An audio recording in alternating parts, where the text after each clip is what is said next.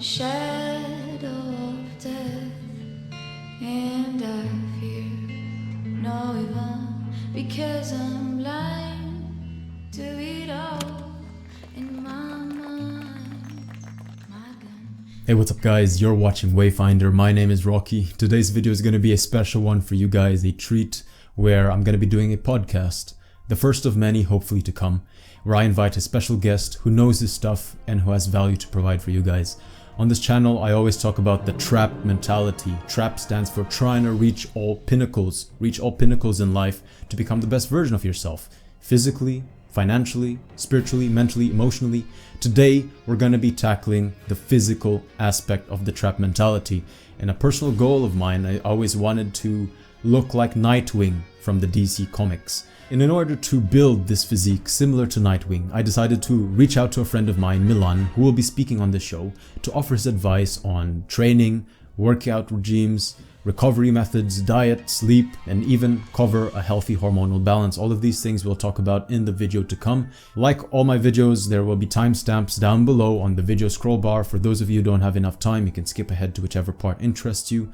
But for those of you who are here for the long haul and you want to watch through the whole thing, then sit back, relax, and enjoy. So without further ado, let's bring Milan on the show. Yeah, my name is Milan Venter. I'm currently a third-year physiotherapy student. It's also called physical therapy for the American guys.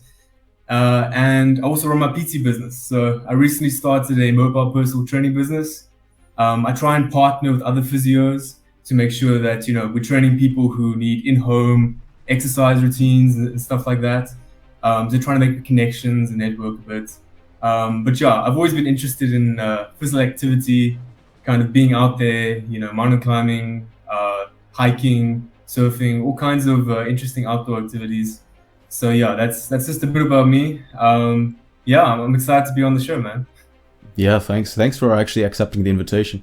I mean, from a long time ago, the first time I got into contact with you, I think you followed me on Instagram and then you messaged me that you liked the content. So actually, every single time someone follows me or sends me a message especially, I do check the profile just to see the, let's say, the profile of the type of person who kind of follows me.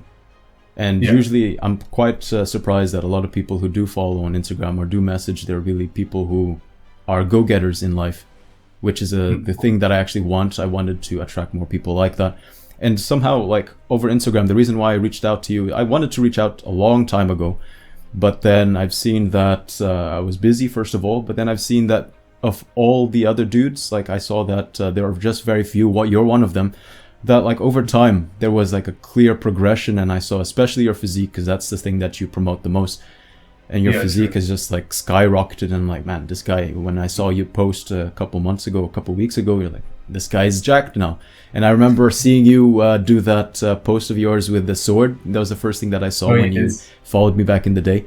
I was like, there's a clear difference between that dude and the dude now. Hundreds, so, yeah, for sure. Like, and when you started saying that you started your own practice, and I was like, okay, cool, I can bring him on the show just in case he has something for sure that all viewers would have, would be able to help a lot of viewers. And so I wanted to start like with your fitness journey. When did you start? What if you did sports or were you just training? How did that begin? Okay, yeah. So I started about the age of 12. So I started very young, right? So it wasn't like hardcore training. I would say it's only like recently I've really been going at it, like doing like the big three: powerlifting, squat, deadlift, kind of bench, trying to get the compound movements in, doing really hardcore calisthenics. But yeah, at 12, I started doing push-ups in my bedroom. I had like a little pull-up bar that I would have and like do some pull-ups on. I was a bit of a nerd, so like I was like a video game and anime junkie. So in between, like waiting for the loading screen on the old Xbox, I would do some pull-ups. Oh, really? Or do some push-ups, yeah. So I'm trying to be like some of my favorites, superheroes or some crazy stuff. So yeah, I wasn't a typical jock. I actually just liked some team sports just because of like how it was organized. Like I didn't get the idea of like kicking a ball around and like, I get it now. Like as the older I got, and I see, okay, I actually like team sports. It's interesting, it's dynamic, it's fun. But back then, I was just like, this is nothing compared to video games. It's like this is nothing, compared to the call of adventure. But so yeah, I was never really into the team sports, that kind of thing. I did play team sports, of course, but I never really gave my all. I regret that now. But yeah, I was always just a bit of a meathead, doing weird push-up and doing handstand challenges and all kinds of weird physical things. I've always been more into the body improvement side of fitness. I always liked the performance aspect of being capable, being powerful. Being able to do things that the average person couldn't necessarily do without training. Yes. So yeah, that's just kind of how I got into it. But about the age of 12, I decided to go head first into fitness. Yeah.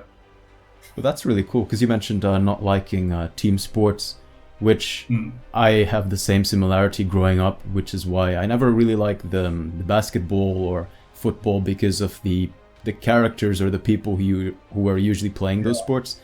They're usually in groups and they were like the typical jocks, or they would be the guys who are pretty much full of themselves. So I tended to get into like individual sports like swimming, taekwondo, martial arts, because it's just like one-on-one. Yeah. It's just you staying in your lane, and it's entirely up to you. The benefit is if you win, you actually get all the glory, but if you lose, you get all the flack. But I'm not sure. Have you done any like individual sports, or you were just? Yes, no, I have done some. So obviously, I did a bit of martial arts and that kind of thing. Also a bit of dancing. I used to do a bit of salsa. Nice. No, but they say dancing has like if you're good at dancing, because it has like a lot of repercussions for actually like martial arts or sports, because there's the timing, there's the tempo, there is a predicting what your partner is doing, so you actually you predict and you actually respond in a better way. I agree. Yeah. It's like following the rhythm and the flow. The flow of the interaction. Yeah. It's very similar, except you're not hitting the other person with dance. Yeah. You're not supposed to.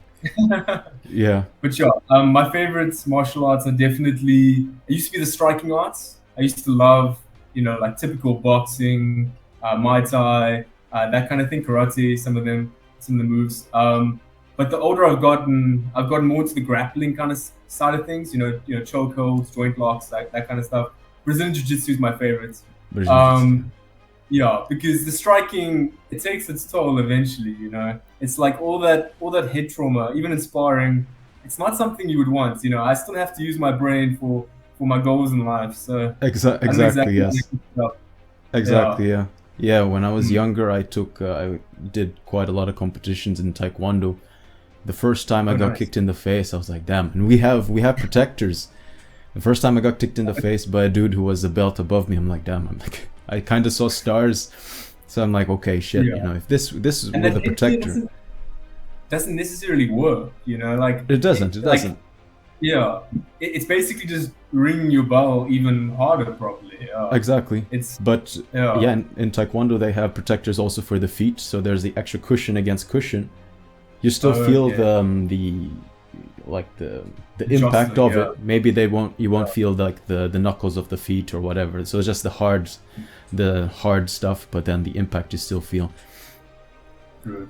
Yeah. So get the notion. Exactly. Yeah. And I was just curious, since you started at 12 and you said that you were a little bit of a nerd, but then you wanted to not just like relegate yourself to that identity of the typical nerd, you wanted to go beyond. I was interested to know what your motivation to train was, or your motivation to get into fitness was. Okay, yeah, if I'm 100% honest, I would say it was Batman. Oh, really? Like when I was really young, like six or so, I was into Superman, Batman, that kind of thing. And my childhood hero was definitely Batman, because he was just, he was like introverted. He wasn't like he wasn't Superman. He wasn't out there, kind of like outspoken, like extroverted and big. He's a big personality. Batman's more low key. Even as his normal kind of name, Bruce Wayne. As a billionaire, even then he's still low key. He's that cool guy who organizes the events, gets people together, but he's not he's not boisterous, he's not like crazy. So for me, I kind of, I think a lot of nerds kind of identify with Batman in that way, where they're a bit more introverted, a bit more low key, um, getting into that kind of energy, but still being powerful, still being capable. You know, it doesn't mean Yeah, that you can't kick ass just because you're a little bit more introverted. You know, so exactly. for me that was the starting point, and then from there I just got more into it because I love the science of it. You know, I love the science of getting stronger, getting better, physically seeing a result. You know, I love seeing like a physical result that's quantifiable. Like Hmm. you can say you have achieved something. It's very clear. It's not up in the air. It's very visible. You know, like you can't say that you haven't achieved something. What you're doing is working. You know. Now, what is working is sometimes difficult to pinpoint, but that's another story. Yeah. Yeah, that's true. And carrying off what you said about the Batman, I think a lot of introverts or nerds would really resonate with him also because, well, he stays low key, and the fact that he goes into a bat cave, he's Yeah. pretty much covered in black, he always goes into hiding, he's introverted, Yeah. and he's also very intelligent. And I think of all the superheroes, of course they're the intelligent ones, but he's the one who is a fine balance between like intelligence, being a detective, and Yeah. brawn, brains, and brawn as well. I think 100%. that's Yes. exactly that. And so, like, Mm. because I've seen you, you always seem to progress in life, especially in the physique aspect, because that's what I see on Instagram. I was very curious, like, how do you stay consistent? Because a lot of times, even for me, I catch myself, I work out at least every day, except for the Mm. weekend, so 5 times a week. Sometimes I just wake up, I work out in the morning, try to get a workout in, and I'm like, wow, I don't want to do this, but I still gotta go. I don't know, of course, we are not perfect, so I guess motivation is an up and down type of roller coaster thing.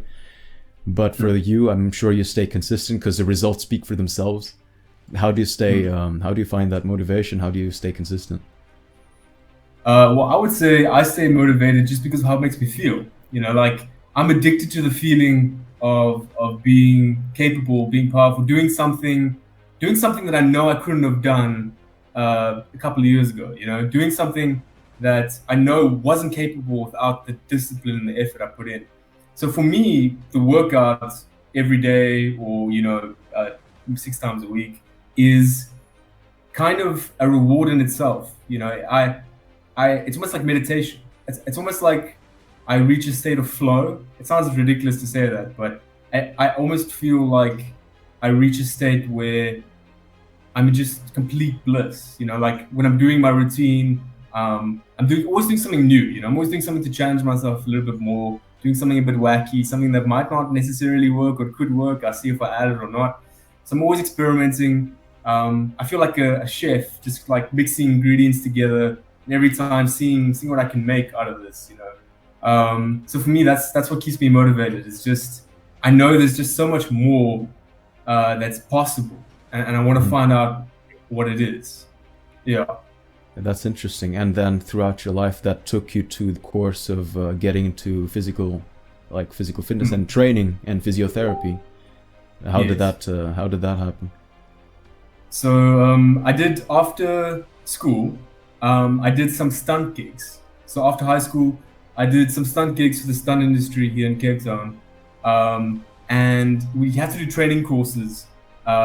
And some of the certifications that you get are just ridiculous, and you get injuries while you're doing them as well. So I used to like knock myself up here and there, like just a bit of scrapes, sometimes a bit of an ACL like tinge, kind of like feeling not completely torn, kind of that kind of thing.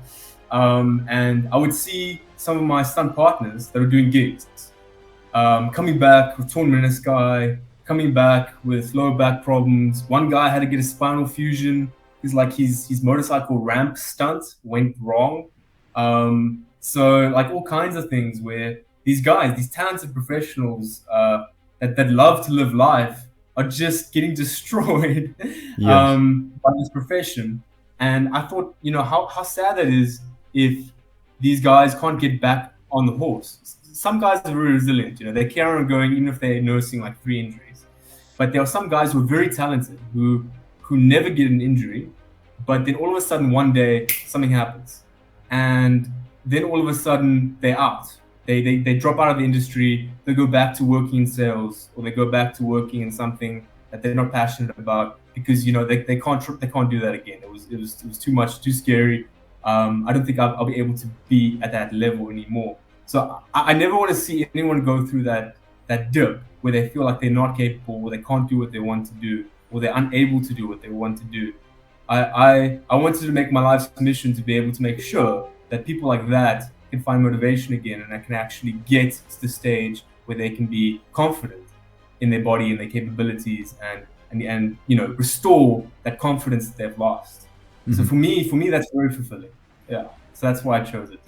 Yeah. So actually, I connect emotionally to that want to help people, because I personally went through a slump in my life that time of performance, because a long time ago, probably, I'm not sure if you watched that video, but I got into like a road accident.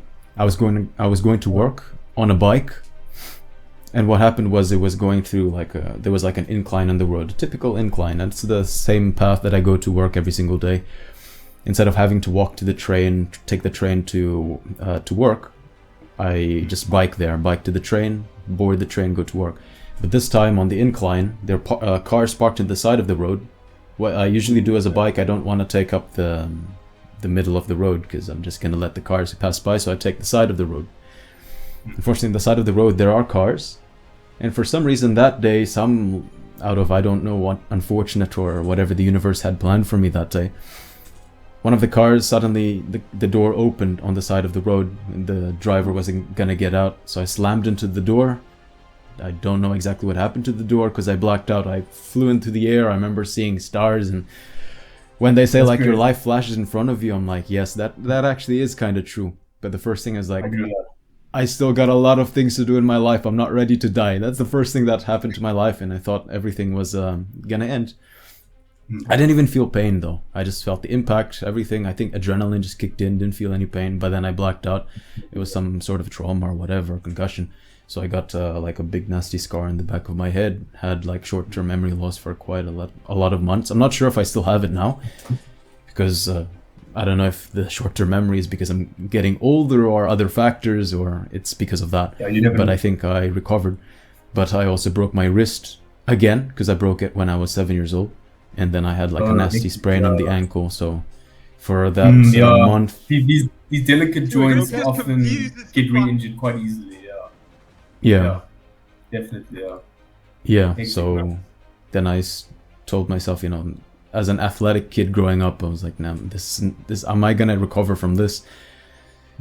So I told myself, okay, as soon as I get the minimum amount of recovery, I'm gonna start to try and recuperate from this, gonna try to train a little bit, try to see if I can get back to who I was before. So that was the minimum goal. Of course, the more ambitious goal is telling myself, I'm gonna get to where I was before plus more, because I'm still young. The body probably can recover faster. And so I actually did. I did this like program like 75 Hard by Andy Frisella. Like you work out every single day and all that. So I got back to where I was and a little bit better. So sometimes I do a lot of pull-ups, and I do feel like a little bit of a resistance on my wrist, but I'm not sure if that's a good thing or not. Maybe you can tell us in like later on during this call. But yeah, so yeah, I emotionally connect to that wanting to help people, because man, I think I wouldn't have needed someone like you back in the day. Because back then I didn't have anyone. I didn't want to spend to consult a physiotherapist, because those guys have they ask a lot of money, and I didn't have the health insurance for that. So I was just doing consulting our old friend Google about how to recover from this. Yeah. Okay. So yeah, let's get into the meat and balls of this meat and balls.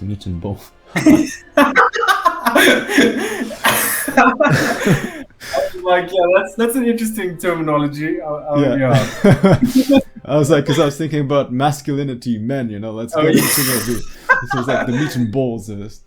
And I was thinking, like, back in my mind, I was like, no, that does not sound right. That was not how they said it, Okay, so yeah, let's get into the meat and bones of the subject. Nightwing. And because you said that you wanted to start training because of Batman as the main motivator. For me, I liked Batman as well growing up, but then I eventually I liked Nightwing more because he seemed a lot more functional. I liked his agility, I liked his acrobatic skills, and coming from a past where I did parkour, I did calisthenics, I did martial arts, I liked the fast movement rather than, of course, Batman is still fast, but he's very bulky. And I thought that to achieve that type of bulk, it would need a lot of recovery, a lot of supplementation, a lot of food, especially for young kids. We don't have that amount of money to invest in ourselves, at least for the time being. Wayne, no. Exactly. So we're not Bruce Wayne. We're not billionaire playboys. So Nightwing is at least a good level to get at for most of us, for the average person.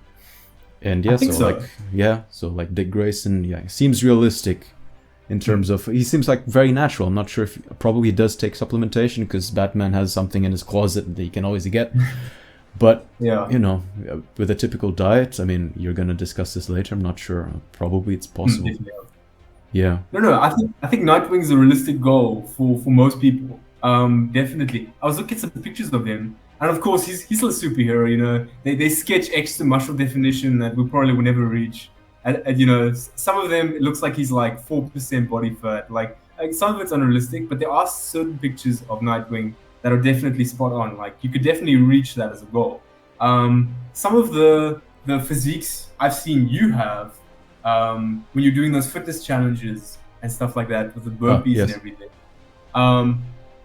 It's very close to what Nightwing's aesthetic is. So so you've already almost kind of reached that kind of level, you know. So it's definitely achievable if you put the work in. I think he is much more ripped than Batman, that's for sure. Like you said, he's leaner. But I think if you incorporate more like mobility, agility, kind of like very fast, explosive movements, you could definitely look like that. You have to add cardio in probably as well. Because people don't know. People kind of like shit on cardio. Can I say that? I don't know. They kind of crap on cardio because they think that, you know, it's just useless. But at the same time, there's something to be said for the triglyceride effect that it has with fat oxidation. People say there's lots of studies that said that cardio, you know, it kind of gets to the point where you don't actually you get accustomed to the new workload, so your body gets more efficient, and therefore it's actually less beneficial in the long run. But there's other counter studies that say that if you do cardio in a fasted state, you can definitely shed a lot more fat in a shorter time span. It's, you know, instead of losing like 2 pounds a week, you can lose up to almost like 8 to 10 pounds if you do cardio in a fasted state. So yeah, I think for Nightwing, we'll get into that a little bit more. But yeah, for Nightwing, those are the goals for sure.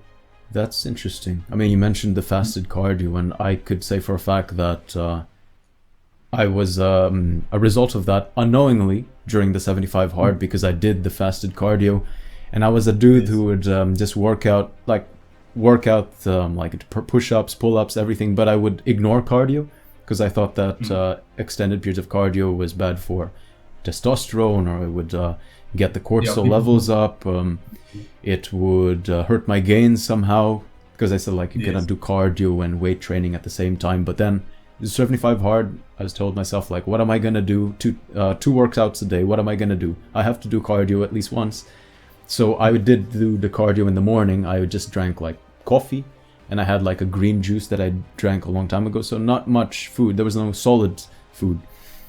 And the cardio did miracles. Like a long time ago, I used to do weights. I used to train, but then I always had like a amount of facial fat that I had I always retained the facial fat no matter how big or how skinny I got. And then from that moment on, when I started doing cardio, at least that point every single day fasted, that's when the facial fat actually went away. And I was like, okay, now I know exactly what works. And I guess different people have different ways of getting there. And at least I found what worked for me. So that was very interesting. Definitely, in terms of weight loss, fasted cardio is where it's at. Look, for muscle sparing effects, like you said, you know, cortisol is an antagonist of testosterone. So yeah, they have a point there where it's like if your goal is to still maintain a lot of muscle mass, yeah, okay, maybe faster cardio 4 days a week is not the best idea. You know, but if you want to have a bit of a more of a balance, because Nightwing's more of a hybrid, you know, between like power and more of endurance, speed type agile builds. So if you want best of both worlds, I would say, you know, 2 days a week, fasted cardio.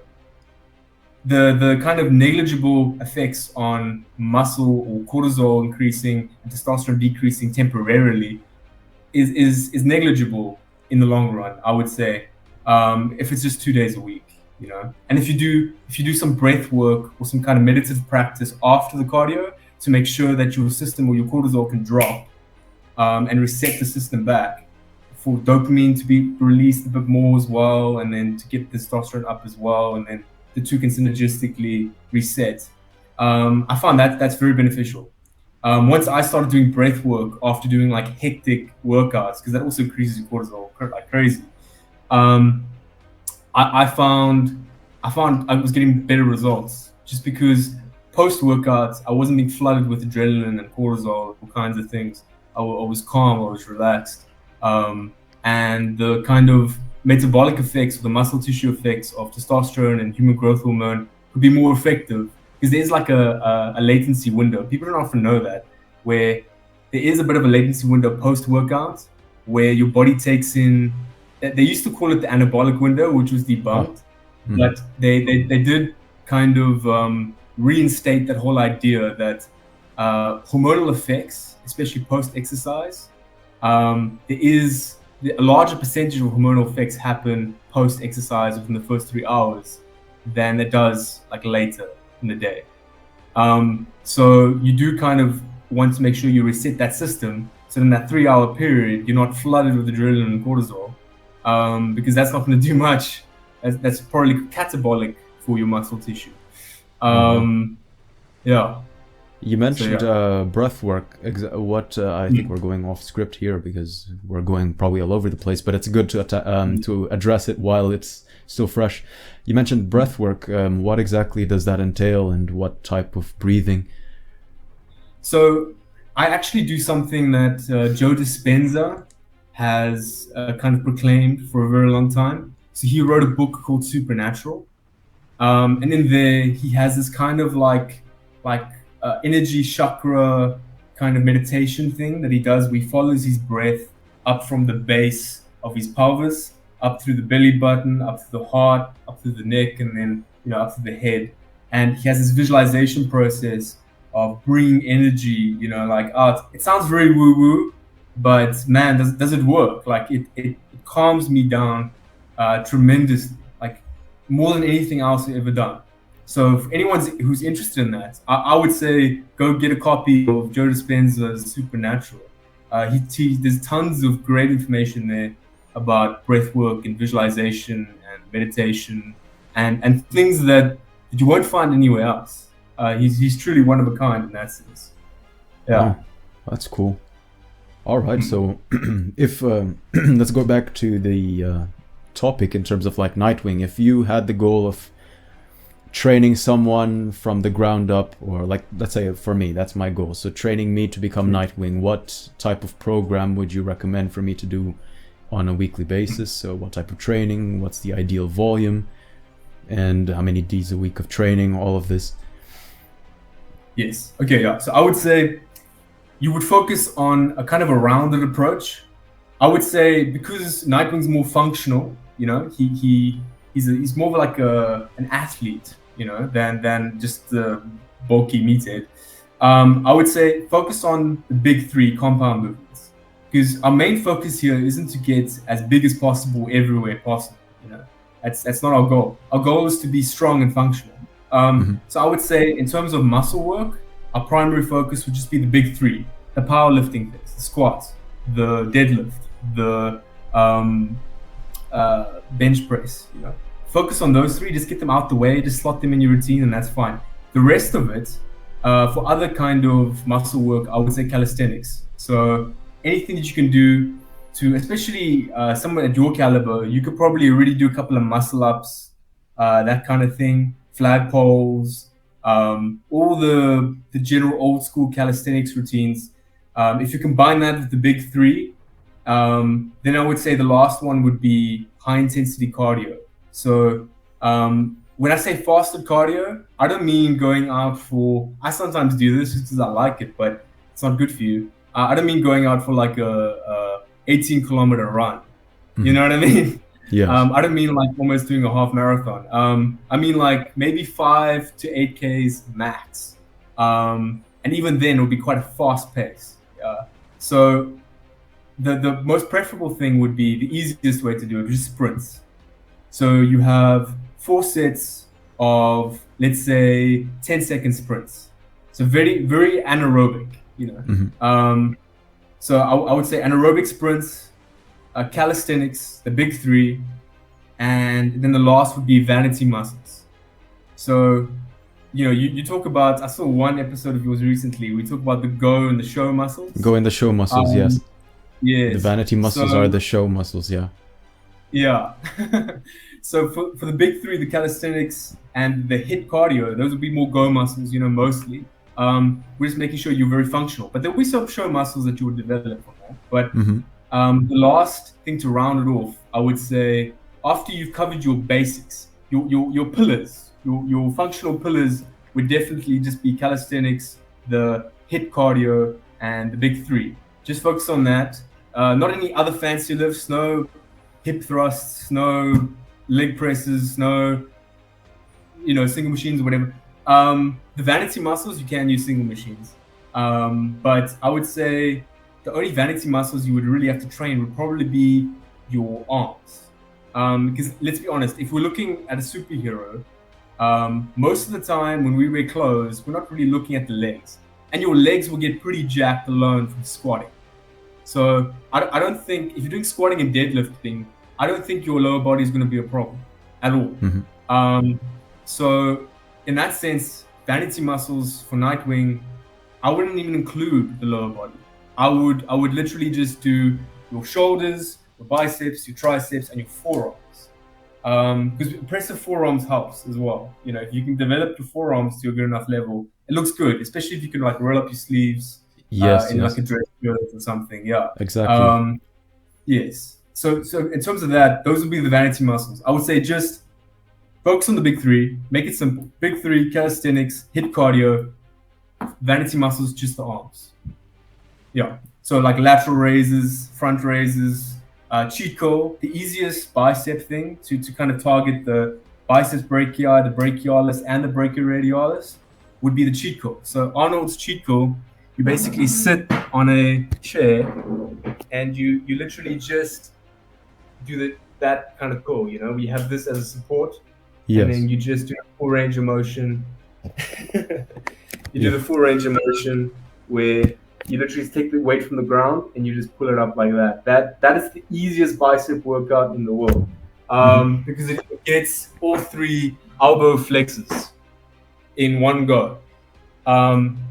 So doing like just a normal biceps curl, or doing a preacher curl, or you know, whatever else kind of biceps routine, nothing compares to the classic cheat curl. So the reason they call it a cheat code is not because it's not effective. They call it a cheat code because it's so good, it's like cheating. So the cheat code, I would say, after you finish your big three calisthenics cardio, cheat code, lateral raises, and then tricep dips, probably. If you get the weighted tricep dips, it'll probably be better. That's part of calisthenics, but if you can get a weighted belt and you can add extra weight. Oh yeah, I just invested into one a couple of days ago. Yeah. Then that's how you do it, and then you probably set. Oh, and then of course you can obviously do isolated forearm exercises as well. I would say for that, you can just take a block, take one of those barbells, make sure it's like 20 kilograms. I'm not sure what it is in pounds. The conversion's like, not going to be perfect if I guess now, but about a 20 kilogram barbell, and you do one way where you just move this motion. So obviously your arms or your forearms will be resting on the block. So you'll be kind of like hunched over like that, resting on the block, and it'll just be your wrists that are moving. like that. Yeah. And then you just move the barbell like that. And then obviously you have your extensors, which would be that. And you also have your flexors. Then you have to do that motion as well. And then those two, you're sorted. Then that's your forearm vanity muscles. Yeah, I don't know. Does that help? It's very simple advice, but It helps a lot, yes, for sure. And Okay. for the lateral, you said lateral raises as in like weights like that, Yes. right? For the for the deltoids, yeah. because you obviously have three heads of the deltoid, right? Yes, that's what I was about to ask. Yeah. Yes, but your anterior delt gets targeted with a lateral raise as well, because it also does abduction. It also helps with abduction and slight flexion. So if you still do, you can kind of, it's not perfect for the anterior delt, but it still targets it. If you do want to target the anterior delts, you can also do, you can take a plate. The easiest way for this, people do front raises where they literally just get weights and they do front raises. I like to just take a rounded plate, usually 20 kilograms. There it's probably 45 pounds or whatever Americans use. Take one of those plates and then literally just take it over your head and straight down. Obviously, get a lighter plate if that's too heavy. And then, do about like 10 of those, get a weight in a weight range where you can do at least 10 reps. And then you can target the anterior delt perfectly as well. And then the rear delt, posterior delt, gets targeted with tricep dips. Tricep dips also targets the posterior delt. So, yeah, because it does extension. So then you're done. You've targeted all your arms, basically. Yeah. The vanity muscles are covered. And it can be quick, yeah. And you're really doing your chest with bench press. Mm-hmm. So that's sorted. And the traps grow no matter what you do. Like. So there is no need for an isolated exercise like you see people do that and like the shrugs. Barbell shrugs. No need. No. It's you'll probably look a bit weird. Like when I started doing barbell shrugs. I started looking strange because I had these massive traps, but then like nothing else looked proportionate, So no, I don't think it's necessary at all. You have lots of androgen receptors in your traps. Yeah, you'll be fine with just deadlifting. Yeah. Okay. In terms of training days, like how would you split all this stuff up? I would say half body training days. So some people do a bro split. Yes, that's what. Yeah. Some people do like the proper push-pull thing. Some people do a full body training thing. I like to do half body training. So that's how I can be in the gym 6 days a week. Because I make sure I split the lower body and the upper body up into alternate days. So every day I'm doing upper body, lower body, upper body, lower body, upper body, lower body. And then sometimes I would decrease the intensity during the end of the week. If I'm really tired and really knackered and I don't want to obviously injure myself, then obviously I'll go lower weight. I'll do more of a hypertrophy, higher rep range, that kind of thing. But in general, I would say you would do bench, calisthenics, because calisthenics is mostly upper body, right? Mm-hmm. You don't ever really have a low body thing for calisthenics, unless. I think all I know is just like squats or lunges. Exactly. So squats, lunges is technically calisthenics. Yeah. But at that, even then, people like to do weighted lunges. Exactly. Yeah. They like to do weighted squats. So hardcore calisthenics is usually all upper body work. So I would do for the upper body day bench, the calisthenics, the vanity muscles, the arms, right, shoulders. Obviously triceps, biceps, forearms. That's one day. Then the next day, I would do the big three: squat, deadlift. Then you'll hit cardio, mostly your legs and hips. And then any kind of vanity work you might want to do for the lower body. I would say the best bang for your buck for the lower body would be your calves. Now, people say you can't grow your calves, right? But that's not necessarily true. You can definitely grow your calves, and it makes it look more impressive because most of the time when you're wearing shorts, that's the only thing you can see. Exactly. You can only really see your calves. So if you really want to do a proper vanity routine, you do those machines or the weighted plate versions where you literally just do plantar flexion you know, and you just do, you just have your calves doing that basically. Yeah. Yeah, so that's how I would split it up. Now, it can get tiring, especially if you're not used to the routine. A half body training split and alternate days can be a bit tiring. So sometimes what I would do is I would, in the middle of the week, because I do 6 days a week, I would leave that day as a rest day. So then I can reset and do another 3 days, you know? So that's kind of how I would do it. So, and I would always do upper body because we're focusing on upper body kind of primarily. I would even, sounds terrible, but I would even do 4 upper body, 2 lower body. So I would do upper body, rest. And then upper body, upper body, and then obviously next week or another rest, you know? And then you would just carry on going. So if you do it that way, you can sometimes be doing it on different days of the week, but often you remember. It's like, okay, yesterday was upper body, so today is lower body. Well, today I'm feeling really tired, I'm gonna take a rest, you know, or like, yeah. So you can play it by ear. You don't have to follow like a strict schedule. Exactly, yeah. Yeah. So that's how I would do it. That's the easiest way to get the most volume in and the most bang for your buck. Yeah, definitely. Yeah. But the funny thing, you were saying that you do like four upper body and 2 lower body. Yeah. And then and you're already disappointed with that, and I was like, yeah, but then most of the guys, you see it on Instagram, all the reels are like, oh, you know, leg day. And sometimes when I watch these things, I'm like, you only got 1 day, like leg day. It's like the 1 day of the week that all the guys hate, leg day. And I'm like, these guys only have 1 day. The other guys, like me, I do at least 2 or 3 times a week. You do twice a week. So it was like super funny. And I had a question, like when it comes to like core exercises there, does that fall into upper body, lower body, or that trains as you train everything else?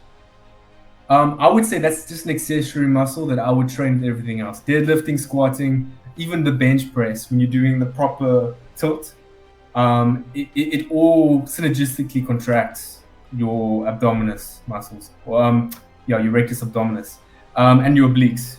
All those get trained just vicariously through all the other stuff that you're doing.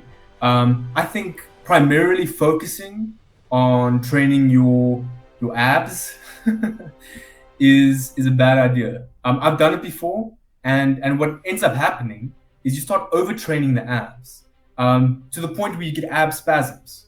Like I would do on my upper body days, I would do ab routines, crunches, and all kinds of weird stuff. You know, modified flagpoles where I would bring my legs in and stuff like that. And then what would happen is I'll be doing a deadlift, and I would get an ab spasm when my ab would literally like go inside of my rib cage, and like it would be the most ridiculous stuff, like shit. And then I would be dying, and then you know, almost like tipping over, dropping this like 200 over 200 kg weight on my feet, like foot, because I'm doing like a mixed grip sumo stance or something.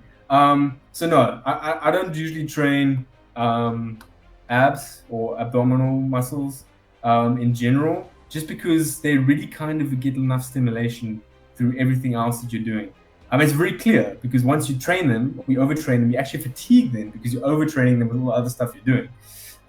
So for me, it's clear that just sticking with the big three is already enough, and calisthenics alone is already enough to efficiently stimulate your abdominal muscles. Especially, you don't really want to get thicker obliques. Like actually training the obliques as a man. The side. Yeah, it's not the best idea because you lose your V-taper if they're too thick. You start getting like more of a straight, blocky look. Yeah. If your obliques are too well developed. That was one of my issues for some time. I used to have this I used to get wider hips, not because my hips were wide, but because my obliques were just big. Yeah. So yeah, I don't know. I would say training them is just in general just a no-go. They get trained by themselves. Oh, that's interesting. I mean, like even for the back muscle, I'm not sure if you call that part of the core. The one that runs from the pelvis all the way up, like the spine, the two ones along the spine. Yeah, I mean, I train that when I do like the kettlebell swings. Like Yes, sometimes I yeah, do those like are- alternating hands of kettlebell swings, and I'm like, man, I Mm. mean, I'm doing this more supposedly for my bum, but it turns out to hurt more at the back than anything else. Yeah, and also when you're doing a deadlift, you know, if you've already fatigued that erector spinae, it's going to become your bottleneck. You know, you're not going to be Mhm. able to deadlift properly if you do isolated movements for that lower back muscle. Nah. That's Yeah. true. And sometimes I Mm. see people in the gym. Well, I was guilty of it doing it a while ago until I stopped because I was thinking, is it useful or not? Some people would have like Yeah. weights by the side, and then they would do that, like a Yes. This is for like a the teapot. obliques. Is that? Yeah. But that does not have any functional whatsoever. It does. It's effective at building, right? But it's probably not sure if it's functional. It in is any way. functional. It is actually functional because what it's doing. So your abdominal muscles often what they call synergistically dominant, right? So what that means is that they work in a weird way where they can both be long and overactive, right? So they can contract while lengthening, which is not what a normal muscle Oh, does, yeah. right? A normal muscle like your bicep muscle, biceps brachii, true. or whatever, when it contracts, it shortens, right? But with your abdominal muscles and your obliques, you know, your rectus abdominis, even the transverse abdominis underneath it, it all can actually contract while lengthening. Like you can feel like it's harder. Yeah, that's while true. lengthening. Yes. So what they're doing with those little kettlebell things is that they're actually contracting it while lengthening the side. So yeah, so you're basically training the obliques when you're doing that. You can feel that you're training the obliques Yeah. and the sides. But that's a bad idea. You're gonna start looking like you're like thick or something. Like Yeah, especially if you Yeah. want the Nightwing V taper, very lean type of thing. If you want the exactly, V, yeah. you're gonna end up looking like a Y, I think. No. Yeah. Pretty much, Instead of the yeah, V, yeah. you're gonna look like a Y. Yeah, you have an hourglass shape. It's not nice. Yeah. Yeah. So I think, yeah, it makes sense to build focus on building, like, I think the shoulders, because that's the top part of the Yeah, V you leading get more down. like yeah, and the lats actually. If there's No, in the one lats, yes. muscle, if there's one vanity muscle we must add to the arms, it's probably the lats. Yeah, so definitely the lats. If you can do just a lat pull down for machines, that's enough. Yes. Yeah. In terms of rep ranges, do you want me to talk about that? Yeah, sure.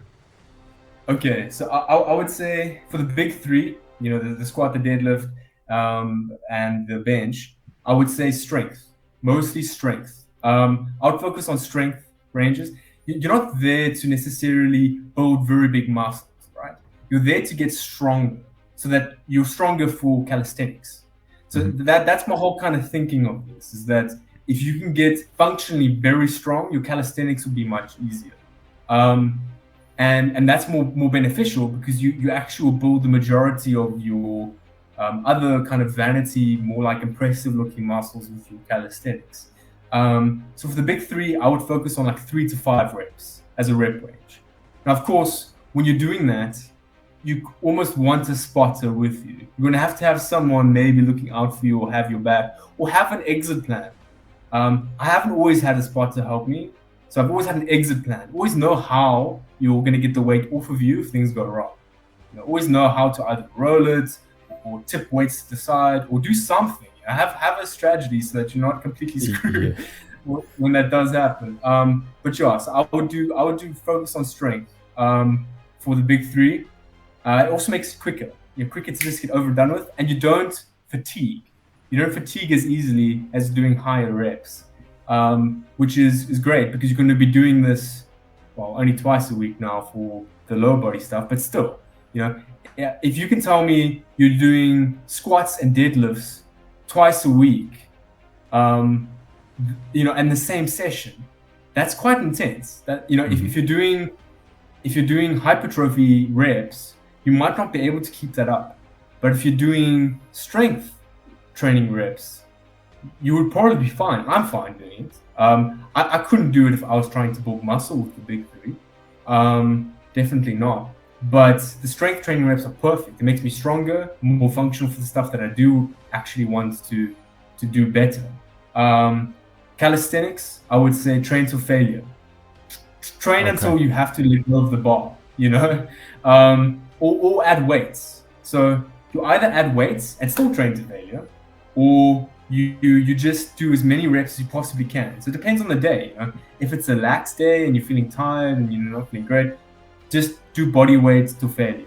If it's a good day, then, you know, obviously maybe try and add weights or a weighted belt or whatever, wherever you can. But the general rule of thumb is just to always train to failure, always train until you're like, okay, I can physically not even do it anymore. My form's going to be compromised. And then the vanity muscles, I would say those are where you can go hypertrophy rep ranges, 8 to 12 reps. You know? 8 to 12 reps is a good hypertrophy rep range. You really get like blood like shunting into the muscle. It's great for delivery of nutrients and that kind of thing. That's also why I leave the vanity muscles to the very end, because you can get the blood flow going, get the kind of, you know how long a muscle pump lasts? It actually lasts like 3 to 4 hours.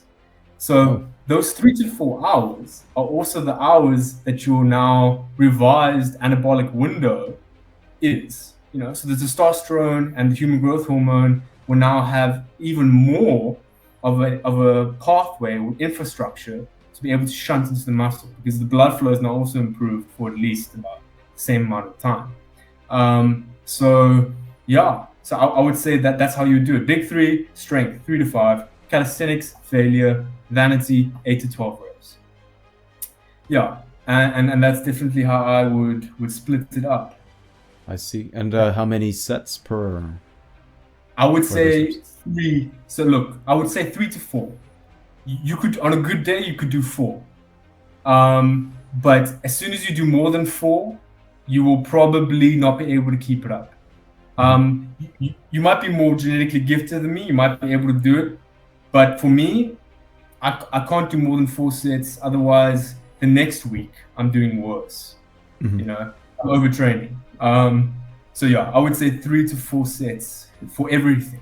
Just keep it a general rule of thumb. For everything, 3 to 4 sets. Resting time, for the strength, you actually rest more. So you can have about a 1 to 2 minute rest where you scroll through Instagram or whatever the hell you like to do during the rest period, or stretch or do a little foam roll or whatever. For strength, you would have to rest 3 minutes. So okay, I didn't know. Yeah, so when you're doing the big 3, the squats, the deadlifts, the bench, always rest 3 minutes in between the sets. And that's why I would recommend that you only do 3 to 4 sets, because if you do more sets, you're going to be in that gym for a long time. So yeah, so that's how I would kind of like split it up. And then for vanity muscles, calisthenics, calisthenics is up to you. It depends on what your goals are. You know, if you're focusing on something that's very tiring, very tough, like muscle ups can be tough. You know, then I would say rest 3 minutes between sets. If you're doing something like that, like tricep dips and just body weight, then you can rest 1 to 2 minutes in between sets, and you'll be fine. Yeah. So that's how I would speak about it. And just to clarify, you can do these things, the strength, the calisthenics, and the vanity, all in the same session? That's yes. Ideally now, look, what you meant, or? Yes. So you can indeed. And it's beautiful, because actually what happens is that it targets different muscle fibers. So you get the very fast twitch muscle fibers. So you get like a type 2B, as they call it, or type 2A actually. They call it type 2X sometimes, but that's in animals. So yeah, people get really confused about that. But basically, you get a certain kind of fast twitch muscle fiber that is the highest power output. So you kind of stress those first. Then the calisthenics will kind of stress the mid-range fibers, the ones that kind of could be kind of between fast and slow. And then the vanity targets fast and slow evenly. So you kind of get that good overrange, like cross-pollination of all the muscle fibers that you have, you know, kind of strengthen all the strands of the rope, as to say. Yeah. And as we mentioned, like the cardio you do, you said like you recommend 2 days of fasted cardio. That's what you said. 2 days. So of course those 2 days are the 2 days that I do my lower body. So yeah. Makes sense. Yeah, makes sense. Yeah. So probably you would end with the cardio. You'd start off with the strength, like the deadlifts, the Yeah, squats and then the squats and the deads you would do first. You would do cardio before vanity muscles. So before you do your calves on a, if you want to do your calves, I would say do cardio before you do your calves. makes sense. I can already imagine what's gonna happen afterwards if you swap them Yeah, over. exactly. I think I would just add in saying that you could do a circuit, right? So for the vanity muscles particularly, for the rest of the stuff maybe not. It's more compound movements, so circuit training now. But for isolated exercises like the lateral raise, the cheat curl, the tricep dips or whatever, those can kind of synergistically work together. You can do them. You don't have to have a rest period in between a circuit of those. That's what I do. I do a cheat curl, then I do a lateral raise, then I go for the tricep dips, all in one little circuit. Or then I do also the pronation curls, supination curls, or whatever for the forearms. You can do all that in the same circuit, so you're very time efficient that way, and you're not fatiguing any muscles because it's so isolated that, of course, when you're training your biceps, you're not straining your triceps, so you can go for tricep dip straight after a cheat curl if you really want to. So that's the only thing I would add in that. You can make it much more time efficient. You do a circuit, how many minutes of rest would you recommend for that in between? If you do a circuit, I would still only rest for 1 to 2 minutes. After you've done the circuit, 1 to 2 minutes, and then you go through the circuit again. Oh yeah, because it makes sense. Because while let's say you start with the bicep, and then once you do the dip, the bicep is technically resting the entire. You're actually getting more rest period than 1 to 2 minutes, technically. Yeah. Okay, so let's move on to like the best recovery methods, because I'm sure you train this way. It's quite tough, especially if you, like for you do 6 times a week. Yes. And it's just upper body, lower body, upper body, lower body. So talk to us about the recovery method that you think is best. Okay. So biggest one, sleep. Obviously, this isn't a no-brainer, right? But I would say this is a bit overkill, and some people can't manage to get this much. But I would say, if you can, look, I understand people are busy. It's a bit crazy, but 10 hours of sleep, I feel, for me personally, is a sweet spot, right? I would sacrifice Netflix time just to get that extra 2 hours of sleep. Like, I really do. I don't really watch Netflix anymore. I just sleep again. But there's honestly 10 hours of sleep I found is great. I feel like I can do way more if I get that extra 2 hours from that 8. So if you can, look, 8 hours is fine. I think if you can get 8 hours in, you're Gucci, you're done, you go. But there are ways to obviously make sure that you can actually sleep through the night, right? That's the other issue. So most people can't really go to sleep quickly, or they don't really sleep deep enough, or they wake up in the middle of the night, or, there's all kinds of bullshit that can happen with sleep. So you really want to make sure that once your head hits the pillow, you're knocked out, like you're down for the count. You want to make sure that you're not waking up until the time is right. So I have a couple of supplements, of course. GABA, do you know of GABA? I've heard of it, yes, but I don't know exactly what it does. Brilliant stuff. Even athletes use it because obviously it's not banned. It's just a general supplement. It's called gamma aminobutyric acid.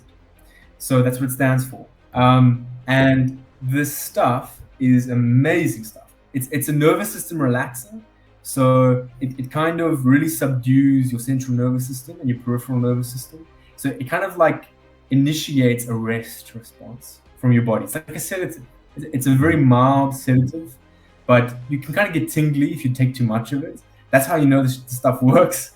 But you can get that like pins and needles feeling if you take too much of it. But you mix it into milk because it's fat soluble. So it just mixes into any kind of fat pretty well. So you mix it into any kind of milk, even low fat milk would actually still work. And you take a sip of that when you go to bed, and that usually is enough. For most people, that's enough to get them to sleep. You take 1 scoop of GABA, put it into a glass of milk, and you just dose. That's perfect. The last thing that you could add, if that's not enough, often it's not enough. I have some clients who say that the GABA is great, but it's not enough. So there's one last thing. Well, obviously not one. There's a couple of things you can do. Melatonin. So obviously you probably know of melatonin. It's quite well known. Yes. Yeah. So you can take supplemental melatonin, which is great. But you sometimes need a prescription. Like now, you need a prescription at our pharmacies. You need a doctor's prescription just to say if you insomnia, please, can I have this kind of sedative? And they usually don't prescribe it to young people. Like I went to my doc and I wanted melatonin. I said I'm really having like trouble sleeping. I was kind of like lying a little bit, but then he said nah, like that's for people over 40. It's like wait a little while. So they often don't like prescribing it. So to find it is a bit of an issue.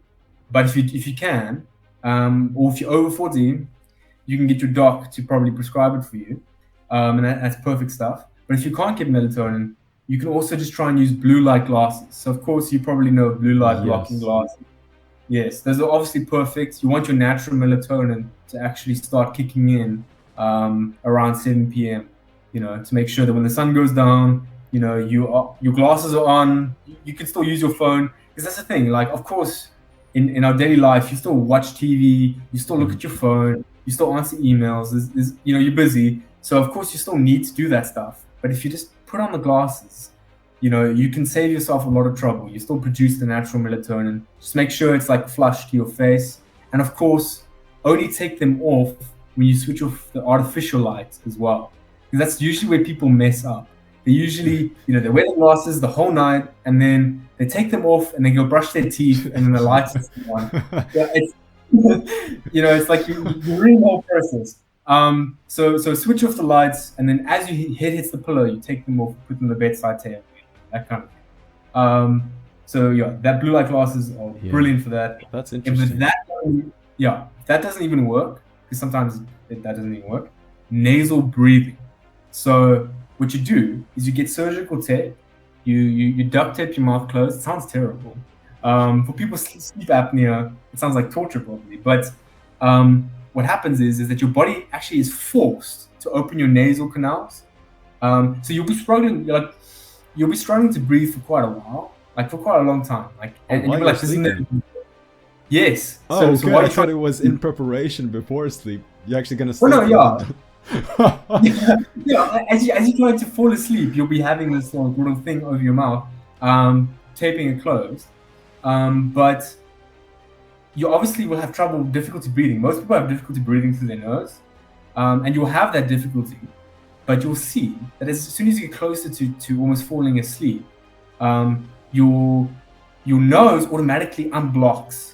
It's like a weird switch that trips, where it's like, okay, this guy's gonna die. His oxygen is not. Let's like open it. The pressure of O2 in his blood is like so low. Like his organs are gonna shut down. He's only breathing through his nostrils. So let's make sure his nostrils clear up. So you almost feel like I don't know what happens, but something happens where your nose just unclogs and unblocks. Your sinuses open up, and you can breathe properly through your nose. And after that, you produce nitric oxide. So not only does breathing through your nose filter the air, it also has a byproduct of making nitric oxide, which is brilliant stuff that can boost sleep quality. So you actually get to sleep sooner and you sleep deeper. You have that deeper REM sleep if you produce nitric oxide. You don't get that with breathing through your mouth. And breathing through your mouth is also bad because you dry out your mouth. A lot of people wake up in the middle of the night because their tongue is dry. They literally have been inhaling air so much through their mouth that their tongue is literally dry as chalk. And of course they're gonna wake up because their body's like, get some water, bro. Your tongue's about to fall off. So there's there's that kind of thing where you want to make sure you're breathing through your nostrils.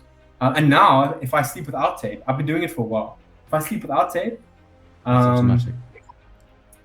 it's almost automatic. Yeah, like someone who watched me sleep once was actually saying it's weird. You don't breathe through your mouth when you sleep. I'm like, yeah, no, I trained myself not. Yeah. So there's an easy way where you can just make it automatic. Even now, like when I'm normally breathing, I just do it through my nostrils. It's so easy to breathe through my nose. I used to struggle so much breathing through my nose. I used to be the classic mouth breather. I really was. But now breathing through my nose is the easiest thing I've ever done. So yeah, that I would say nitric oxide is also what they use in cars to like boost speed. You know, like NOS. You know, like you see this. Okay, that's cool. Yeah. Yeah, it's the same stuff. It's just naturally produced. Yeah, so nitric oxide is the same thing you see in Fast and Furious or whatever. But obviously that's just more synthetic. But yeah, so you naturally produce nitric oxide, produces these kind of like sedative, kind of calming effects. Wow. Now I know what to get to add onto my grocery list now. Duct tape. Yeah. And then that's also why do not duct tape. Don't get like proper duct tape. That would be sore as well, especially if you have facial hair. Just get surgical tape. So at a normal pharmacy, you would find, just ask for surgical tape. You would see it kind of looks like duct tape in a way, but it's easy to take off. You know, it doesn't like rip your skin. So yeah, that stuff works like a bomb. Does it help with snoring? Do you know? Because I snore a lot, and well, sometimes when my girlfriend is beside me, she wants to kick me in the face. She tells me the next day that she wants to kick me in the face throughout the night because I do snore. Yeah. I've been trying to find ways to like minimize it, but maybe this would. I think it would actually. You must definitely try it out because I don't know exactly. I never really had a snoring issue, so I can't tell. But I think it would definitely. I think it's worth a shot. Might as well, yeah. Don't lose anything. Yeah. So yeah, that's the first thing I would say. Get your sleep optimized. Do anything you can. Easiest thing is just to get GABA. First protocol. If your sleep is bad, get GABA, drink it with a glass of milk, see if that works. If not, do some of the other stuff I mentioned, you know. Something is bound to work, 100%. Melatonin will definitely work. If you can get a doctor to prescribe you melatonin, you're set. You don't want to be on that stuff for too long, though. That's the thing. You kind of can get accustomed to it. And the body gets dependent on it, right? Yeah, so of course, that's not great. But if it's better than not sleeping at all. Like, if your sleep is that bad, that you have no other choice, supplement with it. I mean, you know, I have no qualms about doing that if it's necessary. The last thing with recovery, I would say after your vanity muscles, you know, after you get the blood flow going or whatever, if you know that you've stressed your muscles out and you're going off for like the third day of your upper body and you know, like, tomorrow I might not be able to do the things I can normally do, a good thing to do would be the foam rolling. So the foam rolling not only promotes the blood flow, but it also stretches the fascia. So if you can do foam rolling in a way that stretches the almost like a muscle casing, it surrounds the muscle. If you can stretch that stuff, you can actually open up a pathway or infrastructure for muscle to build easier because it no longer has to overcome resistance. Okay. Yeah, so foam rolling is great just for muscle building. It's great for blood flow, bringing more blood flow, more nutrients, more oxygen, more whatever, removal of waste products, lactic acid from the cardio or whatever, or the hypertrophy reps. So yeah, it's great for all of that. So foam rolling has its place. It's not just a ridiculous fad. It actually does work. You just probably have to look on YouTube to make sure that you're foam rolling in the right areas. You know, make sure you're foam rolling. I would say just foam roll arms, chest, and maybe your calves. I would say because calves are notoriously hard to grow. So, and that's probably why, because your calves, if you look at the fascia sheath that covers your gastrocnemius and your soleus, it's underneath it. And tibialis anterior as well is there in that trifecta. They call it something, triceps T.R.A.P. So they call it that trifecta of your gastrocnemius, your soleus, and the tibialis posterior. They call it the triceps T.R.A.P. of your calf. You know? And that triceps T.R.A.P. has a thick sheath, like a thick fibrous band that is like just encapsulating that stuff. That's why they're so strong, because they have this thick band that helps them transmit force. You know, so it's three muscles combined together in a thick band that transmits all that force from your ankle up. You know, so those three are the calf muscle, right? Yes, yeah. There's all your posterior lower leg. Thick band, like a thick fascia. You were saying. Yeah, fascia. So Yeah. that's why foam rolling will help build that. Okay, no, that makes Yes, sense. if you can do a hard foam roll, because that probably going to be quite hard to get that thick fascia actually to stretch. But if you can get like really in there, like to the point where it actually starts to hurt a little bit, and your calves can take that kind of punishment. It's not like you're foam rolling your shoulder girdle or something. That can't take that kind of punishment. No, but your calves definitely. You can foam roll it as hard as you can to try and stretch that fascia fibrous band so that there can be room for muscle to grow without having to overcome inertia first, to actually have space. So yeah, so that would be a thing. Foam rolling is great post workout. Don't do it all the time. It can be time consuming. Do it like once a week. I would say at the end of your week, when you're finally done with everything, maybe do a bit of a foam roll, a bit of a something here, but or maybe just foam roll after your lower body day or whatever. Foam roll your calves, because I think that's the main thing to focus on. Foam rolling the rest of the stuff works, but it's not as effective as something like the calf muscles that really need it. The last thing you could do is also a massage gun before bed. So you get this portable massage guns now. Also great for stretching fascia. So if after your foam rolling session at the gym, you come home and you just want a relaxing thing to like release muscle tension and to make sure that you can actually have mobility, because sometimes you can have such tight muscles that you kind of that's true. Yeah. Hunchback. So you want to just stretch those out a little bit and also get blood flowing again. So that last massage at the end of the night that you do with the little massage gun actually will just get blood flowing, and actually, while you're sleeping, because growth hormone spikes, and testosterone as well, spikes within the first hour of sleep. That's when it's the highest. So if you can get that spike to also have an increased blood flow effect, you will definitely have positive anabolic outcomes. Definitely. And the last thing, recovery is kind of like my thing, man. But the last thing I would say is that if you really have an injury, or you have like something that is like sore or inflamed, or any kind of like soft tissue thing, maybe a bit of tendonitis, maybe something that's not feeling right, it's not feeling 100%, and no foam rolling, no massage gun, no good sleep fixes it. Obviously, I would advocate to go visit a physical therapist or a physio, where they can give you quite good treatments these days to be able to easily recover like tenfold. There's these machines called like ultrasound. So ultrasound's used for diagnostics for like babies and stuff, to actually see in the womb or whatever. But you can also use it therapeutically. So you send these sound waves into an intercapsular space, and that vibration actually vibrates all the little molecules in that space. It actually promotes more blood flow to the area, especially areas that have little blood vessels, like cartilage and stuff like that, often has like very little blood flow. So there doesn't get a lot of recovery. The waste products don't get removed, doesn't get enough nutrients. There's a lot of problems there. Ultrasound, you send the sound waves going in there, vibrating all the cells, and eventually what happens is capillarization. So the blood vessels that are there start branching out like little roots, trying to actually attach to the areas that are vibrating that have heat. Because blood vessels are almost like heats, like homing missiles for heat. So if you can heat those spaces that often they're not heated usually because they're so deep into the tissue that they don't often get heat, and they're obviously very friction resistant. Like articular cartilage is there to reduce friction, right? So they don't often get very hot.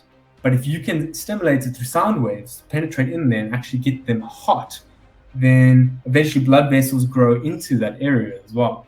And that has been proven clinically with research to sometimes even speed up the recovery by like 10 times, like from the control groups.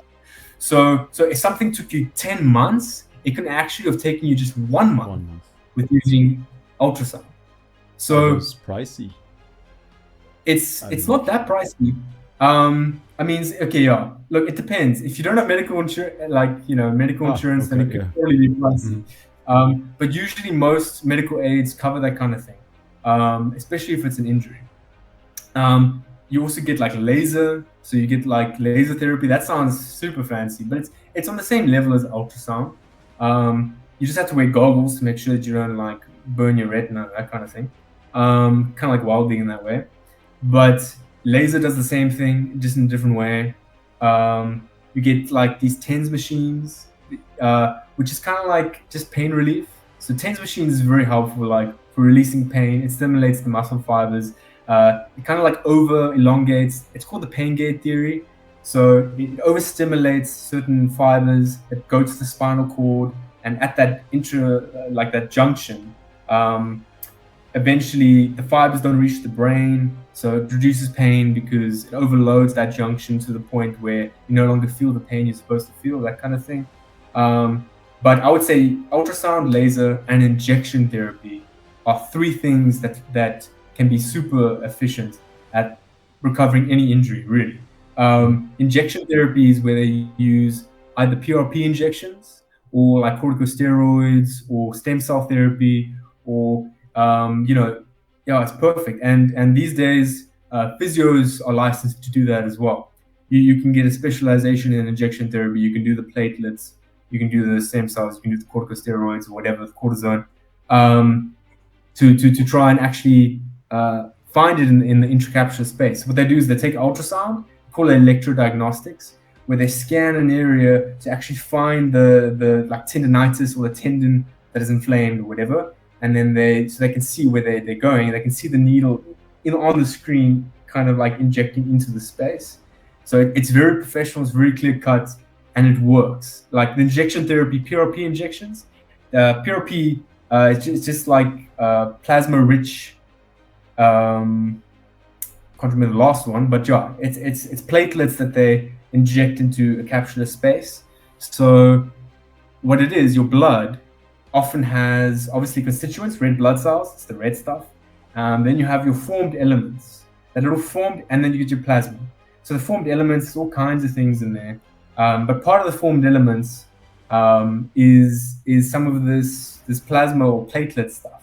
So it's actually separate from the plasma, but these platelets are healing factors. So the healing, kind of like they kind of, it's new research. They've already found that it's only the platelets that are part of the blood that really do any debris removal, that do infrastructure work to make sure that nutrients can come in. So the platelets are the ones that handle all that. They also do capillarization. So they're the ones that actually force the blood vessels to split and branch into a certain space. So if you inject these platelets directly into a certain space, you can upregulate that process by an unimaginable amount of time. And yeah, it's amazing. So I would say, if recovery is really an issue and there's something nagging you or whatever, last port of call would be a physio. If that doesn't work, you may need surgery. You may need to go to an orthopedic surgeon or another specialist that could actually find out exactly what is the issue and why it's not getting better.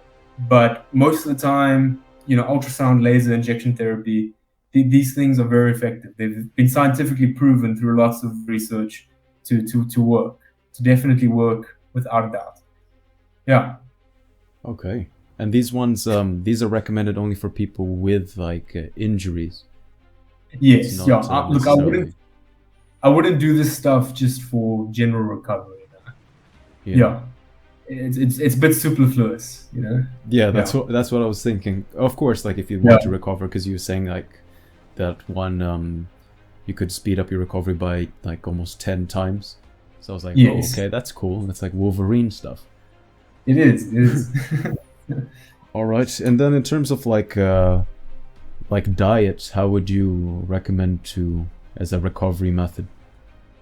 I actually made a blog post on my website about the best supplements for recovery, or supplements and food for recovery. We'll link it in the card above. I think I can do that. Yes. Okay. That's brilliant. Yeah. Send me I'll send it to you. link, yeah. Yes. And some of them, I'll give you like an abridged version of that. In general, the best things to get would be like sweet potato. I can't speak enough about how good sweet potato is in terms of recovery. Not only for its carbs, its general energy, and it's like slow release, kind of more low GI version of carbs. It's like longer releasing, which is great for insulin and stuff, to make sure it's not out of whack. But it also has enzymes. So sweet potato in itself naturally has these naturally occurring enzymes called hexokinase and citrate synthase that actually, they themselves, these enzymes, help break down all kinds of substrates, glucose, protein, free fatty acids, and almost expose or expedite the healing factors within them. So the things that are actually used to form platelets, the things that are actually used to form the things that you use as building blocks for muscle tissue and stuff like that. So they found that eating sweet potato speeds up recovery like a lot. I don't remember the exact statistics, so I'm not going to quote it, but these hexokinase and citrate synthase, these two enzymes within sweet potato are just very beneficial for recovery. And the next one will probably be black beans. So people, luckily the vegans in the chat can celebrate because black beans, not only is the protein good, right? Of course, that's kind of the main thing. Is like there's very good protein content, but it also has magnesium. So, but it has a certain kind of elemental magnesium that's very bioavailable. Like your body just absorbs a lot of it, right? And it's very rare for that to ever happen, that your body absorbs a lot of it, unless you take like a proper bio-optimized magnesium supplements or something. And those probably are still the same thing. But black beans are just a nice way that you can actually still get calories in while getting something that is brilliant for like bone healing and that kind of thing. Magnesium, especially elemental magnesium, you always are putting stress on your bones. People forget about that. They just think about muscles. They think about, okay, I need to recover my muscles. I need to foam run this muscle. I need to kind of massage that muscle out. They don't think about your muscles are always pulling on your bones. Whenever you're doing movements, the tendon is pulling on a bone, right? And when it's pulling on that bone, it's causing resistance in that bone. That bone is taking stress. That bone is always taking stress. That's why you have a greater bone density when you do heavy weightlifting. That's why older people, when they start doing weightlifting, their bone density actually goes up, which is unheard of for people who are older, because it places great stress on the bone. It's Wolff's Law. So there's this old thing in biomechanics called Wolff's Law, where it's like the more stress you place on the bone, the grades of the hypertrophy will take place, the thicker it'll get, right? It'll grow more cortical bone to compensate. Kind of like muscle grows bigger because you place stress on it. The same thing happens with bones. And because of that, because of this pulling on the bones, your bones need to take a break too, right? They also need to recover. Sometimes the bottleneck is not your muscle. I've had it where the bottleneck, I knew for a fact that it was my bones. My bones were aching. Like, my bones took too much stress. It wasn't my tendons. It wasn't the muscle. It was like my physical bones ached. Like, and if you can find something like black beans that has this elemental magnesium that is excellent for bone healing, I would add it in there. Sweet potato, black beans, and then the last one would probably be like berries, right? So berries have tons of vitamin C. People don't know this about vitamin C. It sounds like a very general thing to get, a vitamin C supplement or whatever. Right? It sounds very simple, like kind of like a basic thing. But vitamin C is crucial for collagen production, collagen synthesis. It helps you actually produce enough collagen to be able to repair elastic tissue fibers and muscle, certain cartilageous, tissues. Your skin, of course, have your skin to be thicker, stronger, that kind of thing. So in terms of recovery, vitamin C is brilliant for that, because you don't even need to ingest a lot of collagen to be able to produce collagen. So your body can take a bunch of amino acids, try and combine them together to produce the collagen it needs for recovery. But it needs vitamin C to be able to actually have that process happen. Mhm. So if you don't have enough vitamin C, then that's null and void. Best berry source, I would say, is blueberries. If you can get frozen blueberries, it's the cheapest, which is still not that cheap, I know, but you just eat a cup full of blueberries. It's actually cheap. It's a cheap dessert option if you just eat a handful of blueberries before bed or whatever. Okay, maybe like 3 hours before bed. The sugar is not that great. But yeah, so 3 hours before bed, just a handful. And then you probably get the sugar crash and you can go to sleep, so it'll be fine. But it also has tons of antioxidants. So they call it like the polyphenols and that kind of thing. So antioxidants in the berries is supreme. Like you almost, that's why they're classified as a superfood. Because not only do they have vitamin C, but they have these antioxidants and a very high antioxidant count. And antioxidants are awesome at removing waste products. So if you've extra lactic acid, ammonia, so people know of lactic acid in the muscles that builds up and then you get sore, you get DOMS, delayed onset muscle soreness and that kind of thing. But ammonia also builds up in the muscles to try and compensate for that. And both need to be removed before like proper healing can take place. So antioxidants in general, they help remove all those waste products, clear the debris to make sure the foundation is set to be able to actually build. So yeah, I would say in terms of food, that would be the best. And it's vegan friendly, which That's is true. great. Yeah, I also heard like blueberries are also good for the brain, if I'm not wrong. And I was actually, yeah, and I was surprised. I only found this out when I started working in like bars. At bars. They said that there's a misconception, like what is the fruit with the highest vitamin C content, and people would usually say like, well, no brainer, lemons or oranges.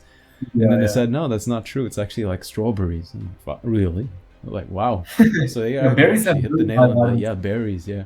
They have a very high vitamin C count, and I was very surprised. I was like, okay, cool. Now I know what to add into the diet. Excellent. So those are the superfoods that you mentioned. What about things like the usual, like, because many people, they will go online, maybe watch YouTube. How did the actors get to that body? Or what did Wolverine eat? What did this guy eat for training for that? What did this guy eat for Black Panther? And then they was like, yeah, exactly, chicken breast, rice, and broccoli. Yeah. I mean, the reason they do that is because that stuff is great for adding size, right? Like rice, chicken breasts. Chicken breasts are like a complete protein. Like black beans are actually a complete protein source if you combine them with rice. So if you combine them with any kind of grain, like a rice, they actually have enough amino acids in total to become a complete protein source. That's a little vegan hack. Which is nice. So you combine the beans with rice, you're Gucci, but there is something to be said about meat, sources of meat, and obviously they choose chicken because it's the leanest form of meat. You don't want to have tons of saturated fat in your diet either. So red meats and stuff like that, of course not recommended. So that's why a lot of actors do that probably. I was thinking a complete protein source, it's easy. It's relatively tasty, kind of. They probably make it quite bland for them, shame. But the broccoli, and okay. So for testosterone, cruciferous vegetables are good for testosterone production. So cruciferous vegetables are cauliflower, broccoli, that kind of stuff, right? Kind of come from the same family tree or whatever. And they've been proven to improve natural testosterone levels by quite a bit. I'm not sure the mechanism, but it must be something to do with the release of luteinizing hormone or follicle stimulating hormone from the anterior pituitary gland. Something to do with that. It somehow enhances that. I'm not 100% sure how, but I think that's why they eat. Yeah, I think that's exactly why they eat chicken breasts, broccoli. That's why they say that kind of stuff, because there's evidence to say a complete protein source. The rice is high in glucose, glycemic index, big insulin response, big IGF-1, more mTOR activation, more protein synthesis. Like it makes sense why they say that. But I think it's most of that stuff's just a ploy to kind of hide some of the real stuff they take. Like, for example, this is a small example. Like I think it was Zac Efron from Baywatch. Uh, he admitted to taking a diuretic, right? I mean, quite a hardcore diuretic called Lasix. So like in Baywatch, he had this very like ripped, lean, yeah. ripped as hell, like lowest body fat percentage you've ever seen on a guy, right? And he was taking Lasix, so he's taking these diuretics that flush water from his system. So he had no intracellular water. He was just completely lean and completely shredded, which is great. But Lasix is actually a banned drug for athletic events, for example. Now, people with water retention take them. It's a drug for people that need it, right? That have extra water retention, edema, things that are an issue. But that's a small example of, look, he could admit to that because, hey, taking a bit of a diuretic for a movie shoot, it's like, it's whatever. It's not that big of a deal. But I'm sure there's other underground stuff that may happen there. Yeah. Does it but of course, hurt you have to keep up appearance. Huh? Does it hurt performance in any way? Taking like diuretics like this? It can. So if you get too low of intracellular water content, it can definitely affect performance. It affects your mood. It affects your glycogen storage. It affects a lot of stuff. So yeah, I think athletes wouldn't want to take it anyways, unless they're in a sport where they don't have to physically perform, but they just have to be lighter, right? Yeah. So like they don't have to, if they don't have to be like in a power sport, but like they were like a horse jockey or something, then you're probably learning diuretics, losing a ton of water weight, because you can lose up to like 10 kgs of water weight. Oh wow. If you because your body is a big percentage of water, and if you've ever carried those like 5-liter water jugs, you know how heavy just 5 liters can be. 5 liters is almost like 5 kgs in a way, right? And your body has a lot of water in it. So just losing a lot of that water weight can almost be up to 10 kgs, depending on how tall you are, right? For 5 to 10 kgs, you can lose about that much. That's why MMA fighters sometimes also take some diuretics for a weigh-in. They're allowed to because, I mean, hey, before a weigh-in, like Conor McGregor would take diuretics to make sure that he would be under the weight limit. Yeah. Yeah. So they always come in looking very ripped and shredded because, the guys are dying, they're dehydrated as well. Yeah. But yeah, I wouldn't recommend that kind of stuff because obviously it's not beneficial to what we're looking for. Yeah. Exactly. Yeah. And what about but it look like Nightwing at the very end? Yeah. True. Yeah. So what about like for diet? You mentioned chicken. What about like eggs? Because I heard eggs is some sort of like also complete protein in a way. I could be wrong.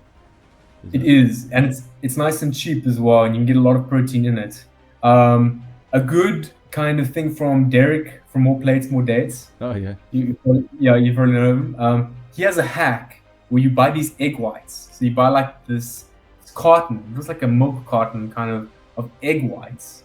That thing has tons of protein in it. Like you can't get actually more protein than in that little egg white carton. So yeah, that's a hack where you drink like 100 milliliters of that and you've drunk like 100 grams of protein. Okay. Yeah. So that's the highest protein content you ever can get is just from egg whites alone. But you probably want the yolk because the yolk has a lot of cholesterol in it, like choline, acetylcholine, and cholesterol. Cholesterol is the precursor to a lot of sex hormones, androgens, testosterone, so you do kind of want that as well. So eating whole eggs is a good idea. Yeah. Don't care what the media says. If your health is fine, your cholesterol levels are good. Eggs are good. Yeah. Yeah, that's something they've been demonizing for a long time. Even my mom used to be. My mom used to is actually a nutritionist by trade, and she used to always tell us like 2 eggs per week. But then somehow that was debunked later on, like quite recently, that you can actually have an egg a day or something, or 2 eggs, or if your health is good, you can actually have as many eggs as you want. I think. True. I know some guys that like eat 6 eggs a day. Which, hey, that's probably a bit too much. Like long term, probably not great. But I think short term, if you're doing like a bulk or something, that's probably great. You know, you have enough cholesterol for sex hormones. You have tons of protein coming in. You definitely are not going to be deficient in protein. And the protein in eggs is bioavailable as hell. You probably won't get a more bioavailable form of protein in eggs. Even normal meat probably doesn't get digested as well as eggs. Oh, that's So interesting. yeah, it's brilliant. Yeah, and speaking of bioavailability, like I just read somewhere a long time ago, which is why I made the switch. They said like people, when they drink milk, they would drink like maybe cow milk, which is the more popular one. But I found out that if there is a way that the viewers can get like goat milk, they said that it has it's better absorbed by the body. It's like it's closer to human. The characteristics are actually closer to human milk than cow milk is. So actually, goat milk has more benefits for us. It also has a better probiotic content. It's good for your gut flora as well. It's also why people eat goat's cheese for gut flora. But of course, normal milk also is good for your gut. But that I remember also hearing that when the baby formula shortage was happening, COVID messed up the supply chain for tons of things, and then baby formula was also like missing. Wasn't being produced enough. There was a shortage, so too much demand for the supply, and lots of mothers online were posting about goat milk being a better alternative than cow's milk or anything else. If you can't get breast milk, they were recommending goat milk for their children. Yeah, they were saying it's better for the baby's digestion. They'll be able to handle it a lot better. So you're right. Yeah, it's interesting. And so I don't know where you find goat milk. I'm sorry? I don't know where one would find goat milk though. You probably have to know a farmer or something. We have some here in the supermarket, which is quite convenient. Oh, that's nice. I'm not sure about the other viewers. That's why I made the disclaimer before I announced it. Like, probably I'm not sure of the viewer. If you could get some, then it would be best. Yeah. Look, I could probably find it online somewhere, but yeah. Yeah. That's really beneficial. Doesn't taste good though, but has a bit of a funky taste. But well, no pain, no gain. Yeah, combined with Nestle. Yeah. Yeah, and in terms of like eating and all that diet, what are the recommended meal timings? How often? Because I do like intermittent fasting. Yes. Basically, I like fast six hours, and then I only have an 8-hour window to eat whatever I want. Not super. Okay. It's convenient, but not super helpful in terms of eating a lot because you tend to get full. And that's true. Yeah. Yeah, so that's exactly what I was going to say with intermittent fasting, was that it's great on a cut. Like if you're cutting, if you're trying to get as lean as possible, it's brilliant because you physically won't be able to eat enough when you can eat, and then therefore the total calories you consume will be lower, which is great for that. But there's also hormonal benefits. So I don't think the hormonal benefits would be good enough to outweigh you being in a calorie deficit, right? Maybe not, but maybe. I'm not sure. Maybe I have to do more research on that. But I would say, in theory, because the hormonal benefits of intermittent fasting are so great, if you fast for a long time, you do exercise, and then you go eat a big meal, right? Hormones go up like crazy. Like your testosterone would skyrocket, your human growth hormone especially would skyrocket. And human growth hormone is famous for being muscle sparing, right? So it's famous for being muscle sparing. It has this muscle sparing effect where it makes sure that even if you are in a deficit, right, that you don't lose muscle. It prefers to burn fat before muscle. Now, usually that's not the case. Usually it's like a 50-50. If you're not in a fasted state, right, and you're in a calorie deficit, so let's say you're eating small little meals, but it's not enough in a day to actually meet your maintenance calories. So you're always having some kind of digestion going on.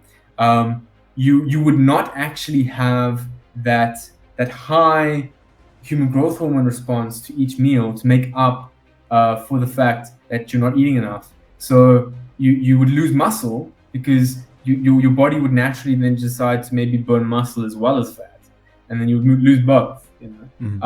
Whereas if you do this fasting protocol, and while you're fasting and you're doing like exercise, it also shows that while you are doing exercise while fasted, your human growth hormone also shoots up like crazy.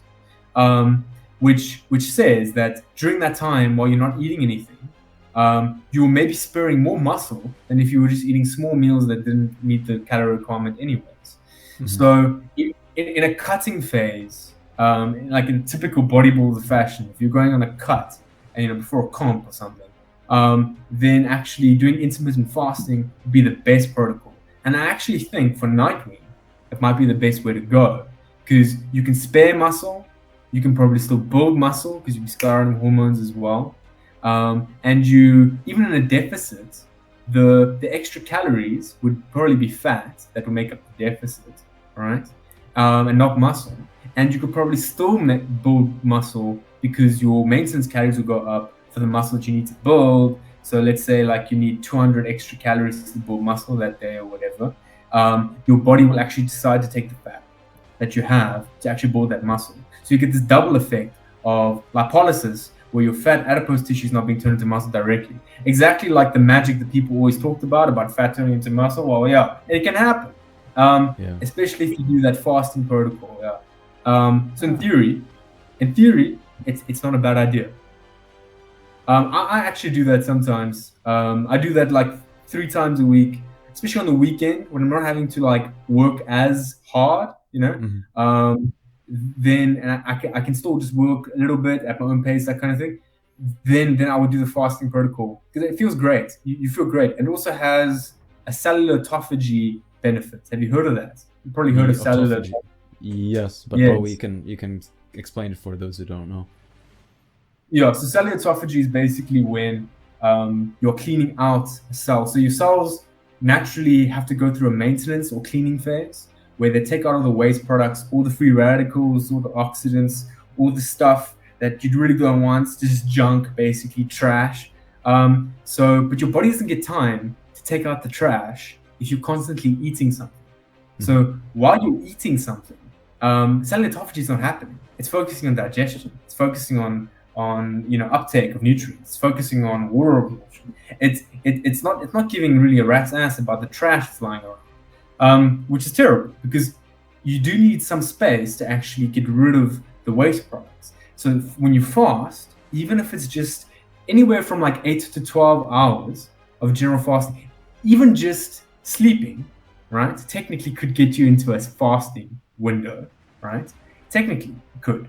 But the real magic happens after 12 hours.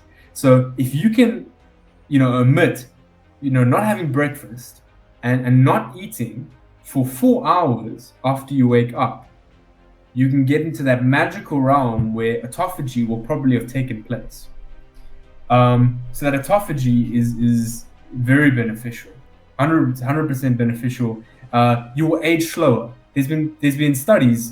David Sinclair from the Harvard Medical School, he has a podcast called Lifespan, and very clever guy. He's been on Tom Bilyeu's Impact Theory as well. He's a brilliant man. He has proven, or kind of his research that his lab has been doing, has kind of proven that this cellular autophagy can really improve like outcomes in terms of aging. So actually aging at a slower rate, just because your body is going through a regular cleaning cycle. Because not only does it clean the cells out and all the waste products, but actually it could actually clean all the defective cells. So all the cells that have divided, that he calls them zombie cells, all the cells that are divided that are defective and like junk, it also gets rid of those. And what actually aging is your cells are just dividing, but they're dividing imperfectly. So all those zombie cells, all those defective cells accrue to becoming something that it's not supposed to be. Like in your eyes especially, apparently your eyes get affected first. That's why people need reading glasses and stuff like that. Your eyes, the cells, when they're multiplying and you're renewing, every year you're basically becoming a new person because your cells are dividing and creating a new copy of you. But in your eyes, while your cells are dividing and actually, trying to recreate your eye again, to become more, maintained and, functional. If there's too many zombie cells, you might have cells in there that are not eye cells, they're not retina cells, they're not cornea cells, they're not scleral cells, they're not anything to do pupil cells. They're not there to do their function, but they're rather defective and they're pretending to be like a skin cell. So you could have cells in there that are so defective, they think they're a skin cell, but they're inside your eyes. So that slowly, over time, the accrual of just bad cells that don't know what the hell they're doing, kind of like employees with the wrong memo, you eventually break down, and that's why your organs give out. Your organs give out not because your cells aren't dividing anymore. Your organs give out because they have cells that aren't supposed to be there.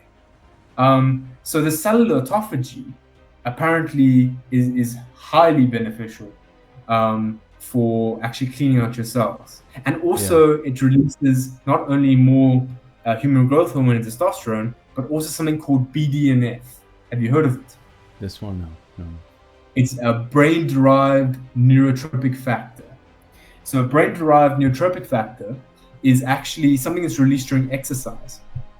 And it not only kind of helps with cellular cleaning and stuff like that, but it also kind of protects the end caps of your double helix structures. So you have something called telomeres. You've probably heard of telomeres. You have these little caps at the end of your DNA strands of the double helix, and they are actually what kind of protect your DNA strands from fraying, kind of like a rope in a way. If you have like a battle rope, if you have like a thick enclosed thing at the end, the rope doesn't fray as easily.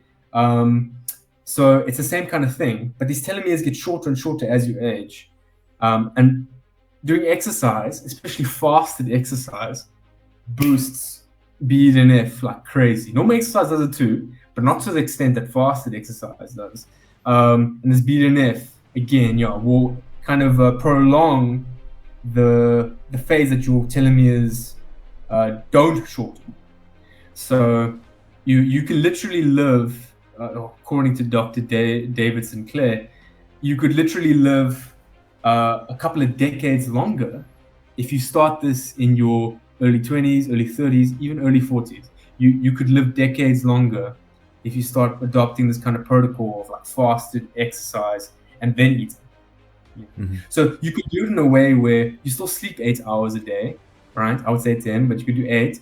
If you could still sleep the 8 and then wake up at 5 in the morning or 4 in the morning, go for your exercise, all right?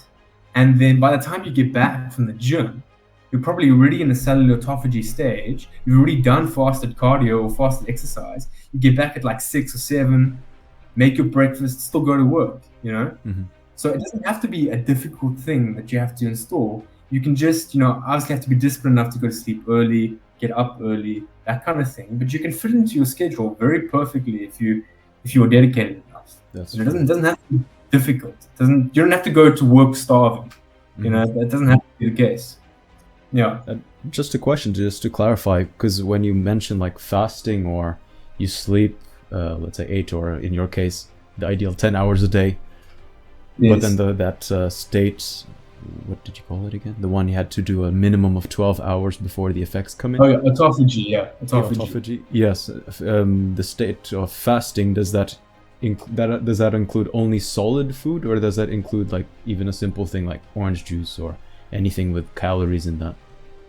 It unfortunately includes everything with calories, including orange juice, liquids, or like even liquid calorie meal counts. shakes or protein shakes, anything. It'll break your fast. It'll break your fast, unfortunately. Okay, so probably. Yeah. So no, that stuff definitely will break your fast. The only thing that probably won't break your fast is coffee and black coffee. So if you still perfect. Coffee, okay, so that counts then. Okay. Yeah, you can take your coffee black, and then you'll be fine, or some sweetener even, and you'll be fine. All right. So coffee, black coffee sweetener. Yeah, it won't break. I was about to ask because I do drink coffee before workout. Yes, it's a good pre-workout. Coffee a day. Yeah, it's a good pre-workout. It's actually the perfect pre-workout because it doesn't have any calories like pre-workout shakes or pre-workout drinks or powders. Yeah, so it's good. All right. Perfect. Oh, caffeine is also great in that sense that it actually upregulates your androgen receptor activity. So it makes them more sensitive. So it makes all your androgen receptors more sensitive to androgens. Yeah. So if you do a fasted cardio thing, you can like have a stack where obviously you go do a fast exercise, even if it's just hypertrophy training or whatever.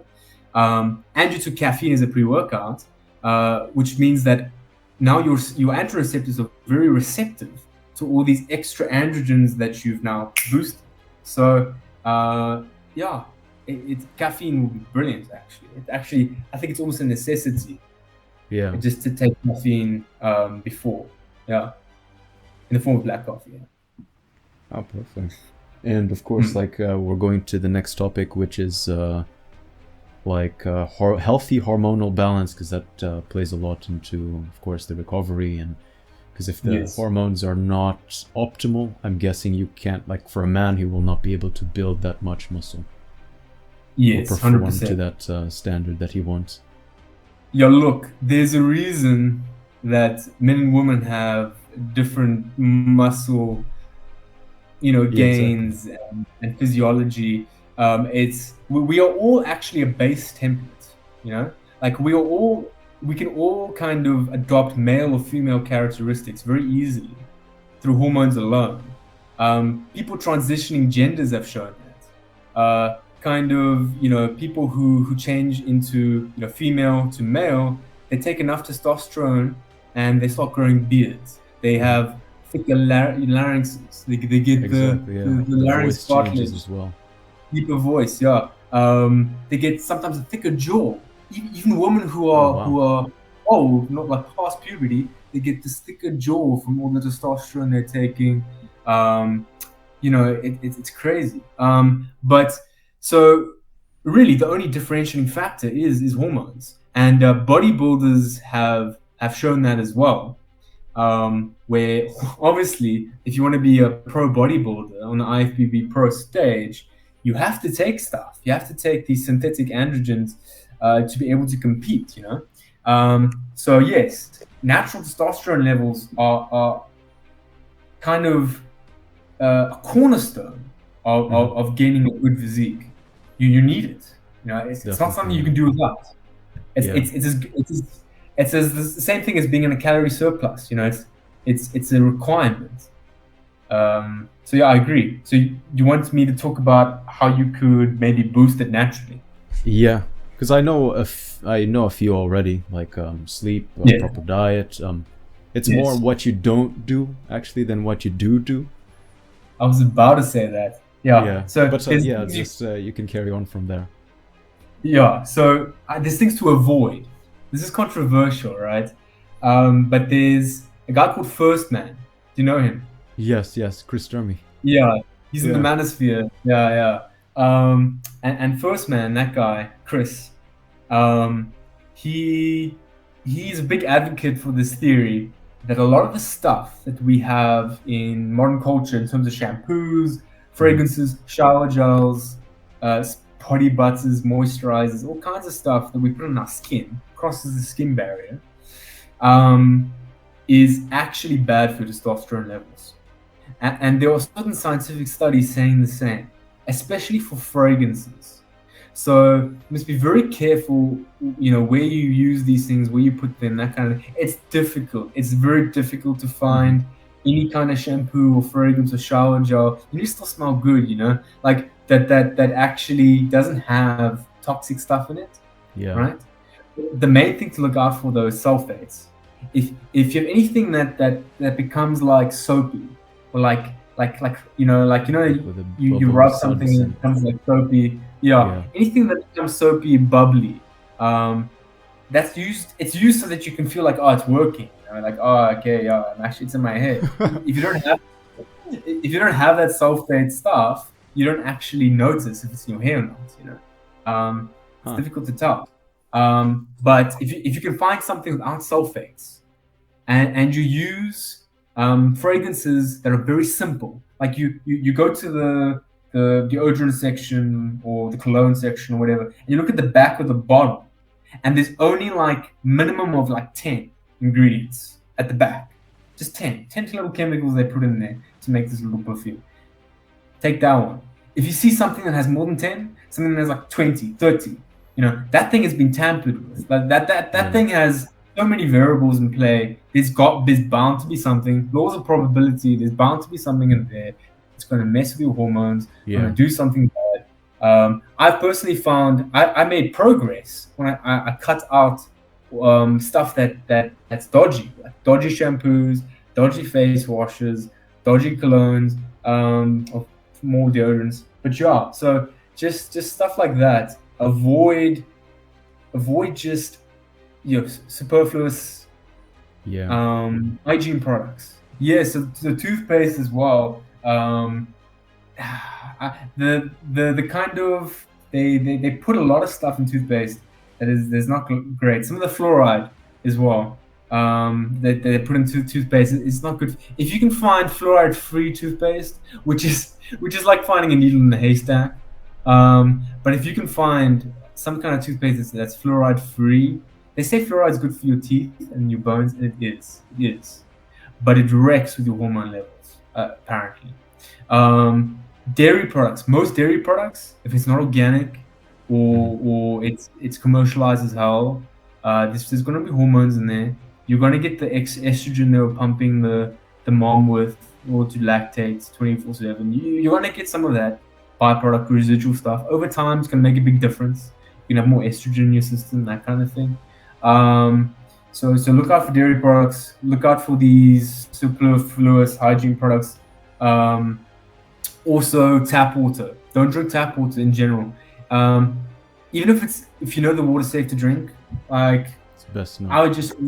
I just wouldn't drink tap water. No, the chemical cleaning process to sanitize that water is so toxic. It's not even funny anymore. Like, I've seen too much research. Most people can't read research articles because they've never been trained to, or they never had to, or they didn't want to. It's very boring. I get it, right?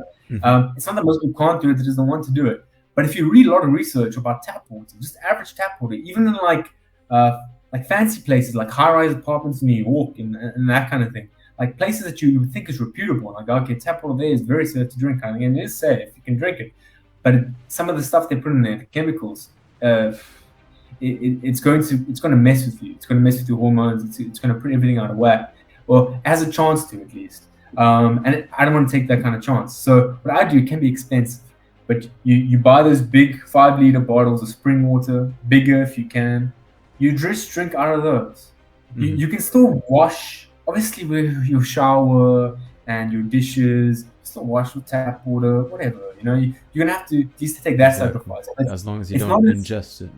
As long as you don't ingest, you're good. Yeah. So that's the thing. Yeah. That's actually more important than avoiding the fragrances and the hygiene products. That's actually interesting, because I drink tap water now. I'm gonna consider just taking the 5-liter bottles that they have in the supermarket. I think the only place I trust the tap water is in Switzerland.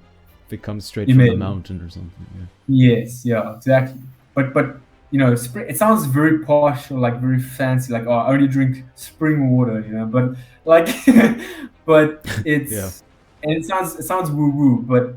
But honestly, I think there's enough evidence out there to suggest that it's actually a wise decision just to spend the extra money just to have bottled water that comes from the spring.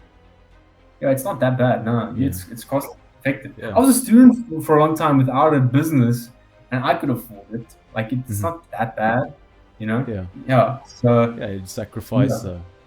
A beer costs like 50 times the amount that you're gonna pay for water, and beer and alcohol is estrogenic, so it's also part of not to do than to do. Yeah. Yes, 100%.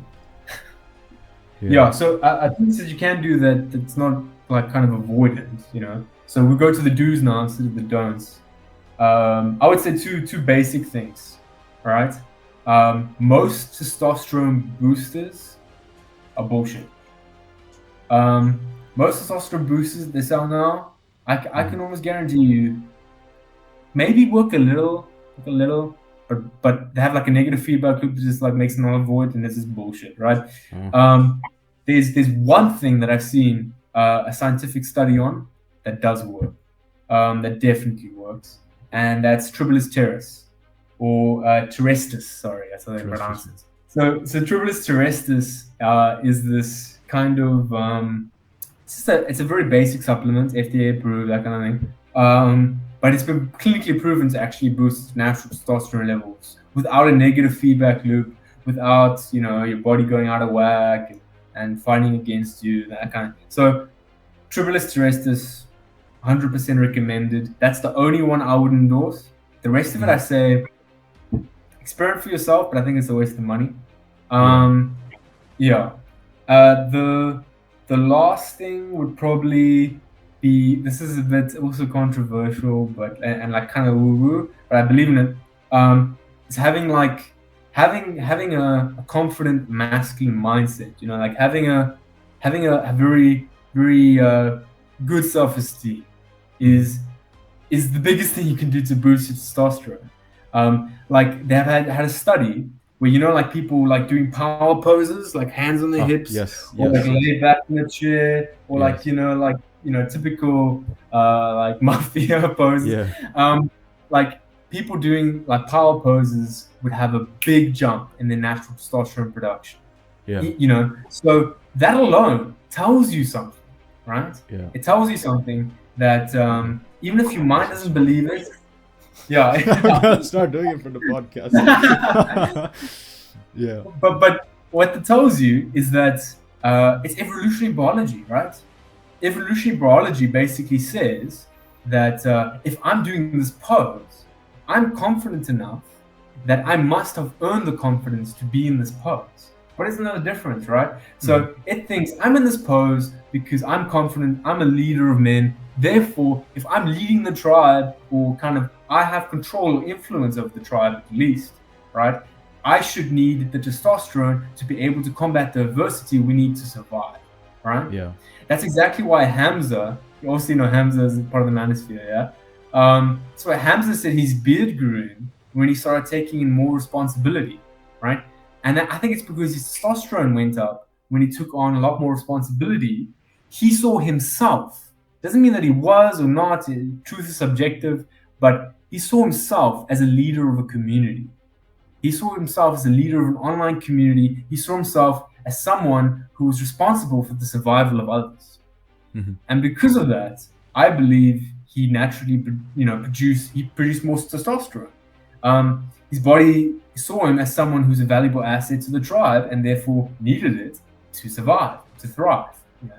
So I think if you can work on your mental health and in a self-improvement way, see yourself as someone who's valuable, someone who has something to offer, someone who actually has the power to influence, I believe your testosterone will go up 100%. I mean, a simple power pose skyrockets your testosterone 3 times. I think having a masculine mindset, or kind of a confident mindset at least, would do more, 100% do more. So, and I think that's exactly why testosterone is going down. I don't think it's just that our tap water and our hygiene products, I don't think it's just that stuff, plastics, free radicals. I think it's also the fact, I think it's the fact that it's also that people, that's my train of thought there a little bit, but it's also the fact that people are having a more subdued mindset these days.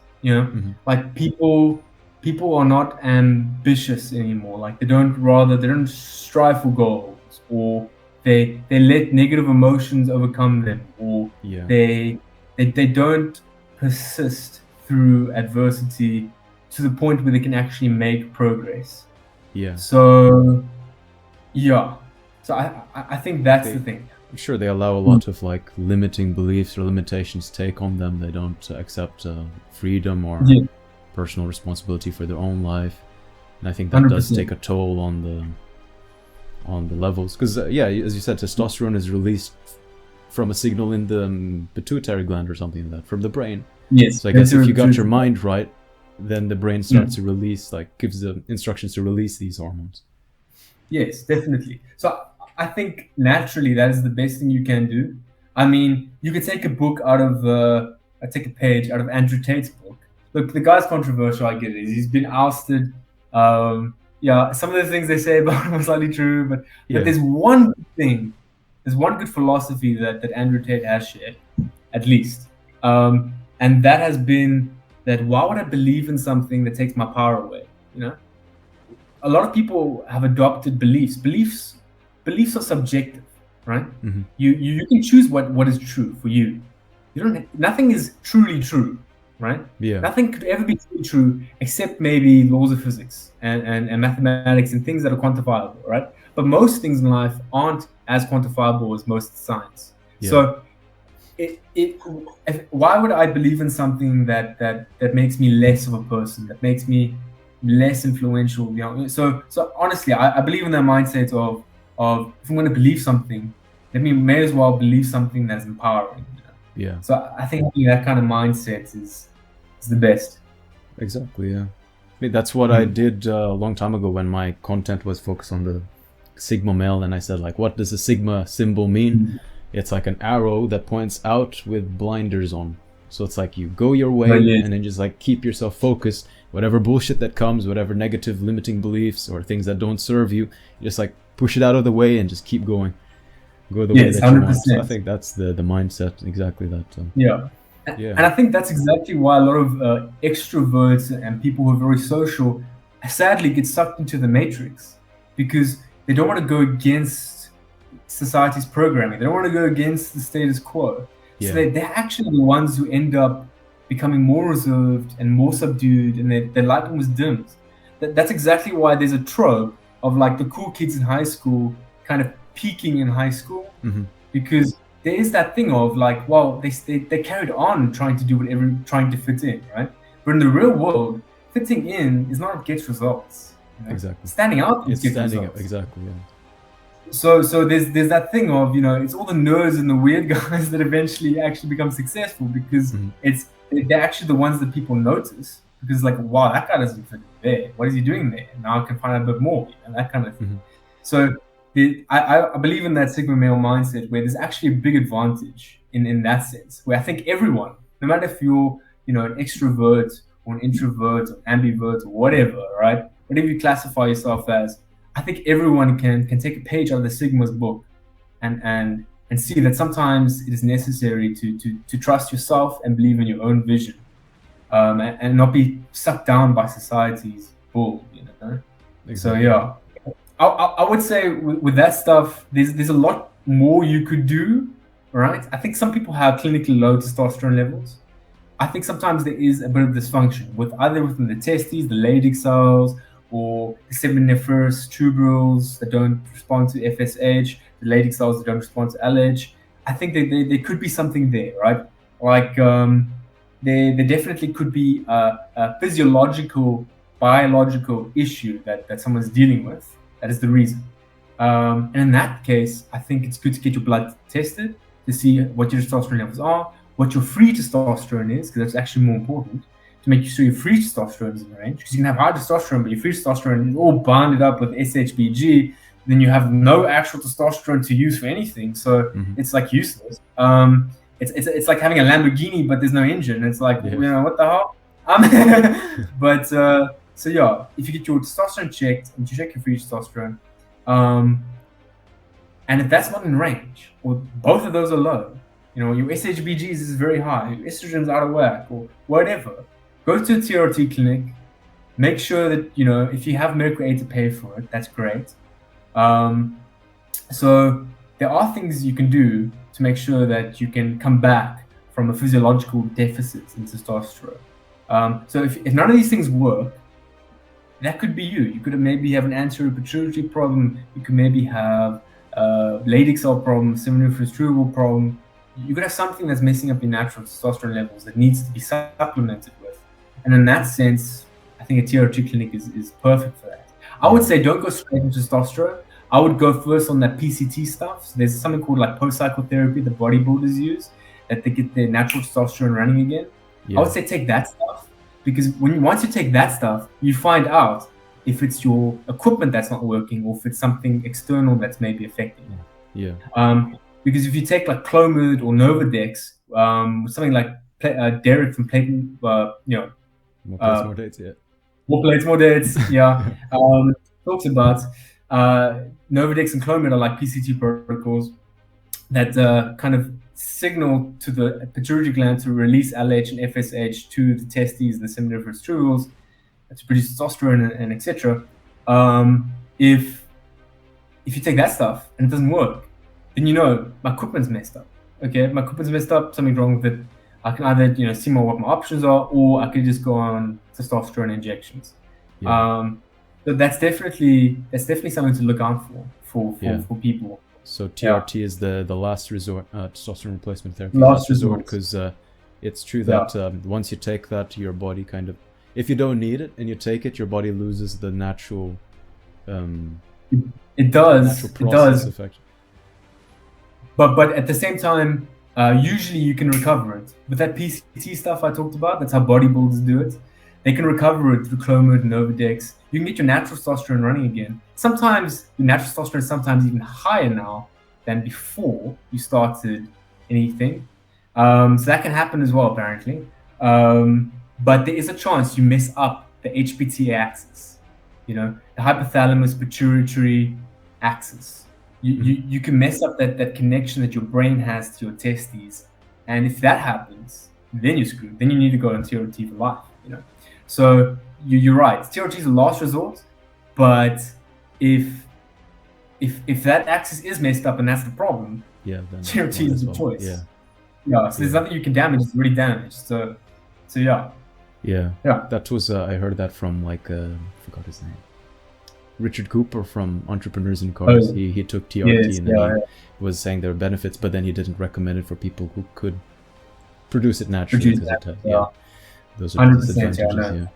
And also in terms of testosterone boosting or minimizing, does the way that you work out, or the too much volume or too much cardio or too much of anything, does it stunt that? Look, too much cardio will cause too much cortisol, which will mess up your testosterone. Heavy lifting, especially strength lifting, is very good for testosterone. Hypertrophy sets, great for testosterone. Interval training, high intensity sprints, very good for HGH, human growth hormone. So just stay away from doing too much cardio, I would say. That's the rule of thumb. The bodybuilders are actually right. Don't do too much cardio, right? But do cardio because it's very good for you. And it's good for your blood flow. And if your cardiovascular system is working correctly, then it's very beneficial in general. So So cardio is just bad because of the cortisol. And cortisol. Pretty much. So if you work out, and cardio in general makes more slow twitch muscle fibers, which are very small. So you don't necessarily want that either. We have something called load shedding in South Africa, where the power goes out every now and again because our government's pretty messed up and that kind of stuff. So the Wi-Fi might go down in the next minute. So we should probably wrap it up. So we tried to cover as much as we could in this call in terms of the fitness, how to get to the Nightwing Physique, Nightwing's capabilities. But I'm sure a lot of guys who are watching may have a lot of questions or special questions that pertain especially to them. So what is the best way that they can reach out to you or get to know more about you? Hundreds, So I'm not on much social media these days, except probably Instagram, and I have my own website. So the website is www.injuryenemy.com. All right, I'll try to put a link up there for that. So that's where I do my blog articles and stuff like that. It's just my main website that I refer to for clients as well, for bookings and stuff. But also you can find me on Instagram at Milan _ Venter. So Venter is part of the V, so like V and then enter. Milan like the city and then _ Venter. And those are basically the two places you can find me these days. There's probably the two places I'm going to frequent. So it's basically it. I also wrote a book on Amazon, so you can probably find me as an author or self-published author on Amazon. Maybe give you a link for that as well. It's a book on sleep that I wrote. Okay. All of those things will be in the description down below for sure. All right. Well, thank you very much for your time, Milan. Yeah, no, thank you for inviting me. I appreciate that a lot.